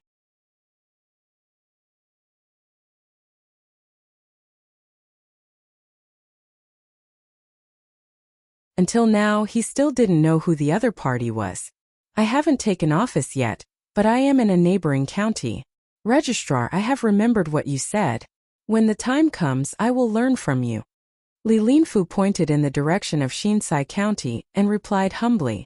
The old man looked at Li Linfu again and nodded. "You look good as an official. When you take office, remember to come and ask if you encounter any trouble.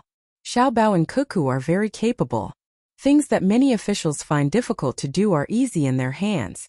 In fact, some of the officials who come here specifically come to ask for solutions.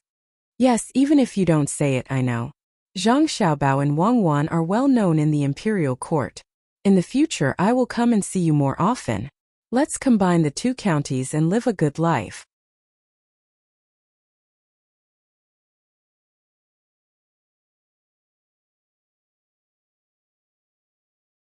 Chapter 736. In summer, the weather was still unpredictable. It could be cold or hot at any time. It might be sunny in the morning, but it might be raining at noon. That was the case today. When they woke up in the morning and saw that the weather was good, they prepared to travel a little more.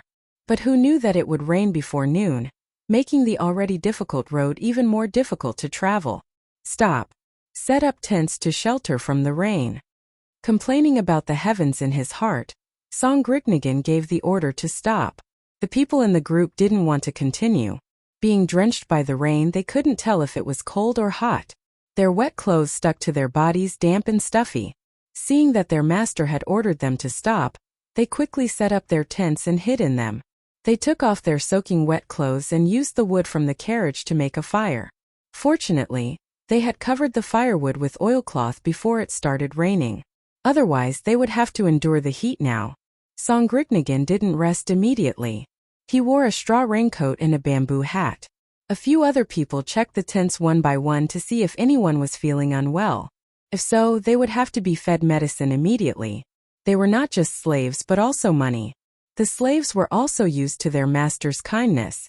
Everyone who saw Songrignagan respectfully greeted him from the bottom of their hearts. When Songrignagan walked into another tent, there were women and children.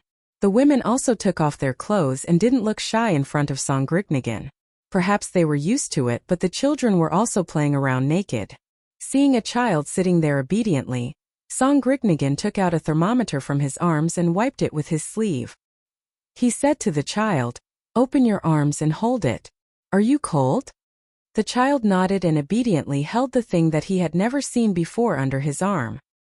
He looked at his master with wide eyes, not knowing what his master was going to do. The person next to Songrignagan immediately said, "This is called a thermometer. It can be used to see if a person is sick or not. Ordinary people can't see it, let alone use it. It's a good thing made by devilish Cuckoo's family. My master is good friends with Cuckoo and only got a few of them. She still hasn't boiled ginger water to drink. Master, should I bring some more sugar?" "Yes, go get it. Remember to bring the brown sugar." He glanced at the others and said, "If anyone is feeling unwell, you must tell us in advance. Don't drag others down with you when you die of illness." After he finished speaking, he turned around and left under the grateful and happy gazes of the people in the tent. He went to the next place, and after a while someone would come and take the thermometer. Songrignagan liked this feeling very much. Compared to other nobles or royalty, he felt that his slaves were the ones who were truly willing to do things for him. They were healthy and loyal, and when they worked they could do two of the work of others. He was not afraid that a slave would accidentally run away. As soon as he left the tent, the other children in the tent stopped playing and gathered around the child with the thermometer. They tried their best to see what the thermometer looked like. The thermometer that was caught only showed a small part, and they couldn't see the whole thing. The children waited there, waiting for someone to come and take a look. No one dared to reach out and touch it.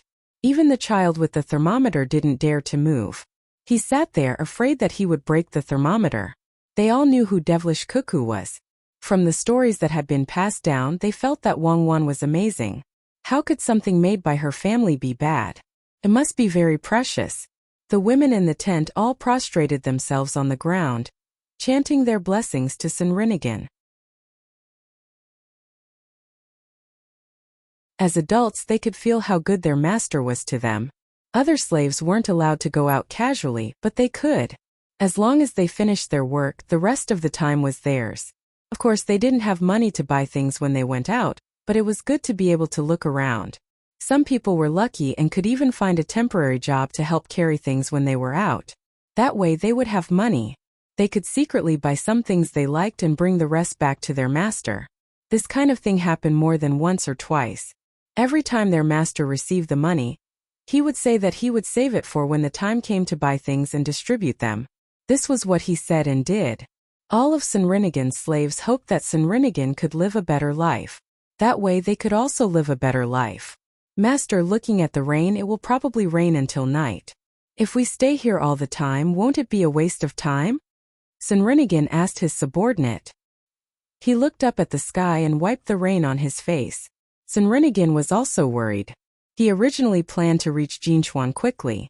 Once he was there, he wouldn't have to worry about being ambushed by others on the way. Now that Tubo was in chaos, there were many times when nothing happened in Lhasa City.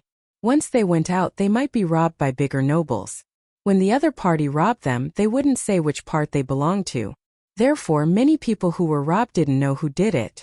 Even if more people wanted to find trouble with the other party, they couldn't find them. Sinrinigan knew that when he sold all of his land, others would definitely find out. He was worried that someone would rob him because he didn't have a good life. He originally planned to go all the way to Jinchuan City, but the weather seemed to be against him. It was sunny one moment and rainy the next, especially today's rain. Looking at how cloudy the sky was, it probably wouldn't stop until night. The more Sinrinigan thought about it, the more worried he became. He ordered the people around him, "Hurry up and get ready to eat. After eating, be alert. If something happens, fight it out with them." Perhaps the more afraid something was, the more likely it was to encounter it. When Sinrinigan and the slaves were halfway through eating, the sound of horses' hooves and the sound of rain could be heard. They all had experience in this area. Immediately, some of them put their ears to the ground to listen. Some of them even used bamboo tubes. Sinrinigan's subordinates did the same. After listening for a while, they said to Sinrinigan with an ugly expression, "Master, there are about 400 horses. I think they are coming for us. They don't come with good intentions. Prepare to meet the enemy." Sinrinigan didn't have any other choice. He could only hope that the other party wasn't here for the slaves and goods. He knew that if the other party was here specifically for this, even though they had more than 1,000 people, they wouldn't be a match for the other party's 400 people. There were children and women among the slaves. They couldn't all participate in the battle. Besides, he was just a small slave owner. He didn't have many weapons. The other party came prepared. How could they not know? Sure enough, the sound of horses' hooves was getting closer and closer. The ground also trembled with Weiwei, but it was obvious that the speed of the horses slowed down. Sinrinigan had a crossbow in his hand, and after loading it, he was the first to come out of the tent, dressed neatly, and went forward to meet the enemy. The other side was riding on horses, and they were also wearing bamboo hats. They were not lacking core raincoats, and were holding weapons in their hands. They were in the middle of organizing their troops. "Who are you? What are you doing here?" Sinrinigan shouted at the other party. His voice wasn't loud, and because of the rain, the distance was not far. Even so, the other party could still hear him. "But Sinrinigan, we are here under orders. As for who gave the order, you don't have to care. Leave half of the goods and slaves and you can go. Otherwise, we will kill you all and take away all the goods. Let your people put down their weapons," the other party also said. Indeed, they didn't say who sent them. They only said to leave half of the goods and slaves. Sinrinigan wasn't stupid. Looking at the other party, he didn't really want half of the goods and slaves. Otherwise, they wouldn't have caught up in the rain. Moreover, they came in such a hurry. If he really let his people put down their weapons, he didn't expect any of them to leave alive. With a decision in his heart, Sinrinigan nodded to the person next to him. That person immediately began to shout. A group of slaves with weapons in their hands came out of the tent. They looked forward one by one, ready to fight. At this time, Sinrinigan shouted at the other party, "If you want half of the goods and slaves, I won't agree. At most, I will leave 10% of the goods. If you don't want it, then come over." Sinrinigan felt that the other party was reluctant to fight like this. Otherwise, even if they won in the end, there would be a lot of losses. He estimated that the other party's master couldn't bear such losses, so he was prepared to use a small part of the goods to exchange for peace. This time, the other party didn't reply. Instead, they began to adjust their attack position. Some of the horses ran to the side, as if they were besieging. Seeing the other party's movement, Sinrinigan still insisted. At the same time, he rejoiced in the rain. Otherwise, the other party's cavalry would have an even more obvious advantage. Just when the two sides were about to fight, the sound of horse hooves came from another direction. The first group of people didn't dare to act rashly. They stayed there waiting to see who was coming. After a while, the second group of people also arrived. They were also cavalry. This time there should be more than 300 of them. It seemed that they didn't expect that there would be a group of people here. Seeing that the two sides were in a deadlock, they stopped to observe the situation. One of them came out and shouted to Sinrinigan, "Sinrinigan, leave all the goods and we will let you go." Sinrinigan suddenly found that he was in high demand. The two groups of people wanted to attack him, but he wasn't worried now. The people on both sides wouldn't reveal their true identities, so it was possible for them to cooperate. When the time came, one side would attack, and the other side would wait to take advantage of it. Therefore, the people on both sides wouldn't take the initiative to attack him. Sure enough, the two groups of people stopped there guarding against each other. They wanted to attack but didn't dare. If they didn't attack, they could only stand there in the rain. After a while of deadlock, Swordsmanship shouted to the people on both sides, "How about this? I will give you 10% of the goods. Let's stop here today. When we set off tomorrow, you can continue to chase from behind. If you catch up, you will give me another 10% of the goods." Swordsmanship had no other choice. He knew that if he didn't give the other party something today, he wouldn't be able to leave in one piece. He would let the other party taste the sweetness first. As for whether he could catch up with them tomorrow, he didn't care about that for the time being. 10% of the goods was not a small amount. The other party should at least stay behind to guard it or transport it back. That way, the other party would have fewer people tomorrow. With fewer people, they wouldn't dare to directly use force against him. In 2 more days, they would reach Jinchuan. Even if they had to give away half of the goods, they would accept it.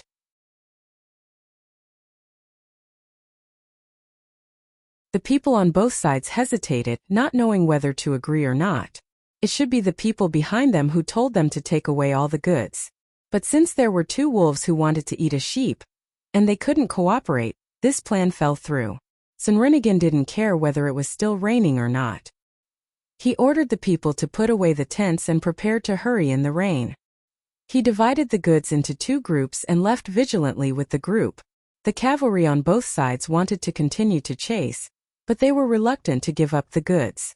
They were worried that the other party would chase and take the remaining 80%. They were also thinking about what they should do. While they were hesitating, Swordsmanship took the people and disappeared in the rain. "First, take this part of the goods back." The group of people who came first finally made a decision. They divided 100 riders to guard the goods, dismounted from their horses, and harnessed the carts. This was because Swordsmanship only left the carts behind, but not the animals. The remaining 300 riders stayed where they were. They didn't chase after Swordsmanship, but they also didn't leave. They just waited for the people who came later. The people who came later also helplessly ordered them to guard their goods.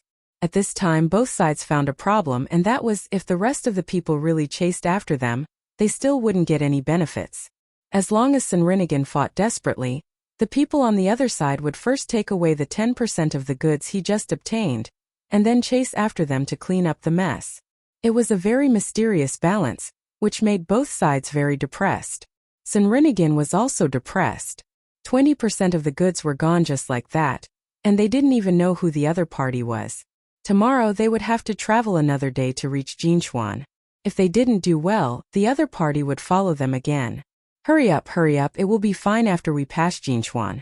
Hurry up." Swordsmanship anxiously shouted to the slaves. The slaves knew what to do without him shouting. If they walked too slowly, it wouldn't be a good thing to be caught. Although they were still slaves, they were treated differently. Would other masters give them meat to eat? Would they give their children eggs to eat? One by one, the slaves rushed with all their strength. If the carts moved too slowly, they would push and pull them. At night it was still raining. Some people had already fallen sick or tired. These people, including Swordsmanship, were all thrown into the carts and taken along with them. In the end, they had to travel for an entire night. The next day they couldn't walk anymore. The rain stopped and everyone started to eat. They didn't have time to cook hot food, only dry food which they swallowed with cold water. The dry food was really good. It was not like the hard steamed buns prepared by ordinary people or the local food that was eaten by hand. Instead, it was a cake mixed with a lot of spices and meat. Since they were in a hurry, of course, they had to prepare the best food. Just as Swordsmanship and the others finished eating and were ready to continue, the 2 groups of people caught up with them again. However, there were fewer people. One side had 200 riders, the other side had 300 riders.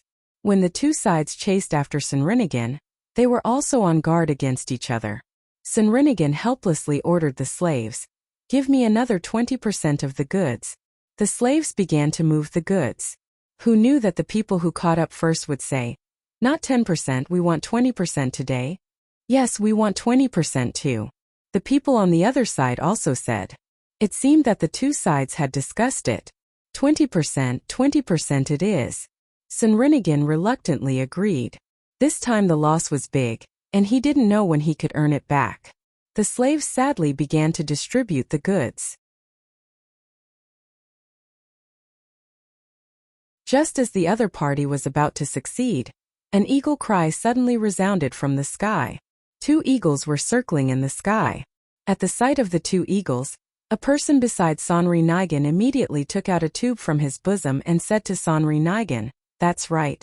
Master, when we came here, young Master Han gave me this. He said that if I saw the eagles I should light it. They prepared it in advance. Should we light it now?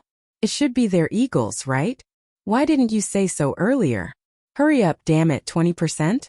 That's not even 10%. Sunrinigan was like suddenly finding a clear spring after being thirsty in the desert for 2 days.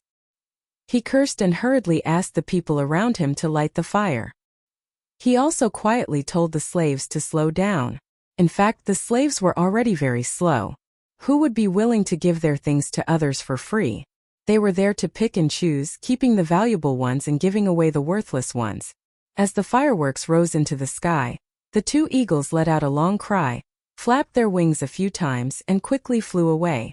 When the other two sides saw the situation, they knew that something bad was going to happen. The person who came first immediately shouted to Sunrinigan, "Hurry up, leave the animals behind. Don't try to delay, others can't manage here." The others he was talking about were naturally Wang of the Tang Empire. Everyone had tacitly agreed that the Jinchuan Empire would be in charge. This was not the other side. And they hadn't crossed the river yet. Okay, hurry up, you guys, leave the animals behind too. Sunrinigan cooperated and said. The slaves were not stupid, and they knew what their master meant. They moved faster, but the goods they moved became less and less each time. It seemed that they didn't waste time, but that was not the case at all. The people on both sides didn't dare to get closer to take a look. Once they did, they would not be cavalrymen, and their horses would become a burden. They could only wait at a suitable place for charging. Two people wanted to get closer to take a look, but they were stopped by Sunrinigan's people, who were afraid that they would come over and hurt their master. This delay lasted for more than an hour. Just when the people on both sides were impatient, the goods were finally loaded. Sunrinigan anxiously looked in the direction of the Jinchuan Empire. Seeing that no one was coming, he helplessly waved his hand, indicating that the troops should move. There was still some distance between here and the other side. Even if the other side sent people over, they couldn't arrive immediately. They still had to cross the river. Just as the team was about to set off, 8 eagles flew down from the sky. Every 2 eagles had a person under them. If one looked carefully with binoculars, they would see that the 2 people were holding a rope, and there was a person hanging from the rope. 8 eagles for people flew over just like that. The people in the sky had already taken out their binoculars and observed the situation from above. 2 people blew a few whistles, and the eagles flying with them gradually lowered their altitude. When they were dozens of meters away from the ground, one of the 2 people shouted to the people below, "Who dares to steal my wife's partner? Do you want to die?" In fact, he didn't know whether it was stealing or not. He just guessed and asked. The people who had just caught up with them became nervous when they saw the eagles and the people in the sky. They mustered up their courage and replied, "This is not the east side of the Jinchuan Empire. You don't seem to be able to control it. But you want to deal with our ally so you can control it. Is that Sunrinigan Prince down there? Take the goods and people and move forward. Let's see who dares to make a move." The people in the sky turned around and shouted to the people below. Sunrinigan let out a long breath and suddenly looked up to the sky and laughed. "Ha ha ha. Ally Sunrinigan will remember it. What are you waiting for? Take the goods and animals and move forward. The people above, they took 20% of my goods." Sunrinigan was very happy. He glanced at the people on both sides disdainfully and began to move forward while shaking his head. The people who caught up with them were dumbfounded. There was no need to mention the regret in their hearts. If they had known this would happen, they would have taken more goods last night. What should they do now? The question was whether to take the goods or not. The people in the sky were of course not afraid that they couldn't win. There were only 4 people in total. If they wanted to fight, they could easily kill Swordsmanship. There were more than 500 riders on both sides. But what should they do after they took the goods? The eagles could fly in the sky. If they didn't take the goods back, they could only wander around outside. Once they took the goods back, wouldn't they be exposed? At that time, Wang Wan could easily send troops again for revenge. The people in the sky didn't intend to let them go so easily. They shouted, so the Tubo people dared to attack our ally at will. Good, I remember what you look like. Wait for my wife to bring the troops over and be questioned. Humph. Let's go. After leaving these words, the whistle sounded again. The 8 eagles took the 4 people and flew back. They didn't mention the 10% of goods that each of them took. He deliberately didn't mention it. It was just that Swordsmanship lost 20% of the goods. Now he finally found an excuse to go back and tell the young master and young lady. Whether the 2 of them wanted economic sanctions or military coercion, it didn't matter to him. 20% of the goods in exchange for such a good excuse was worth it. Seeing the eagles fly away, Swordsmanship was a little worried.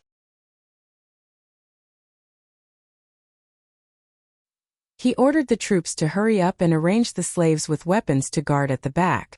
The 2 groups of people who caught up with them looked at each other. They were no longer as relaxed as they were at the beginning. They watched Swordsmanship's troops leave, but no one dared to chase after them. The 10% of goods that they took was also hot. The people who came later asked the people on this side, "Why don't we join forces and kill all of Swordsmanship's people? Anyway, we have already offended Wang Wan. Why don't we be straightforward?" "Okay, you go and kill them. I will cover." The people on this side agreed. "Why don't you do it? You have more people, so you should do it." The other side was not stupid. "Why don't we do it together? Together. Together. Then let's go." "Yes, you go too." You're tuning in to the Li Mei's Wuxia Whispers YouTube channel. We're so grateful for your support, and don't forget to subscribe to join us on this incredible journey through captivating stories. Your generosity through donations truly makes a world of difference, as it's the primary source of revenue that allows me to expand and enhance this channel for you. Thank you from the bottom of my heart for being a part of this adventure.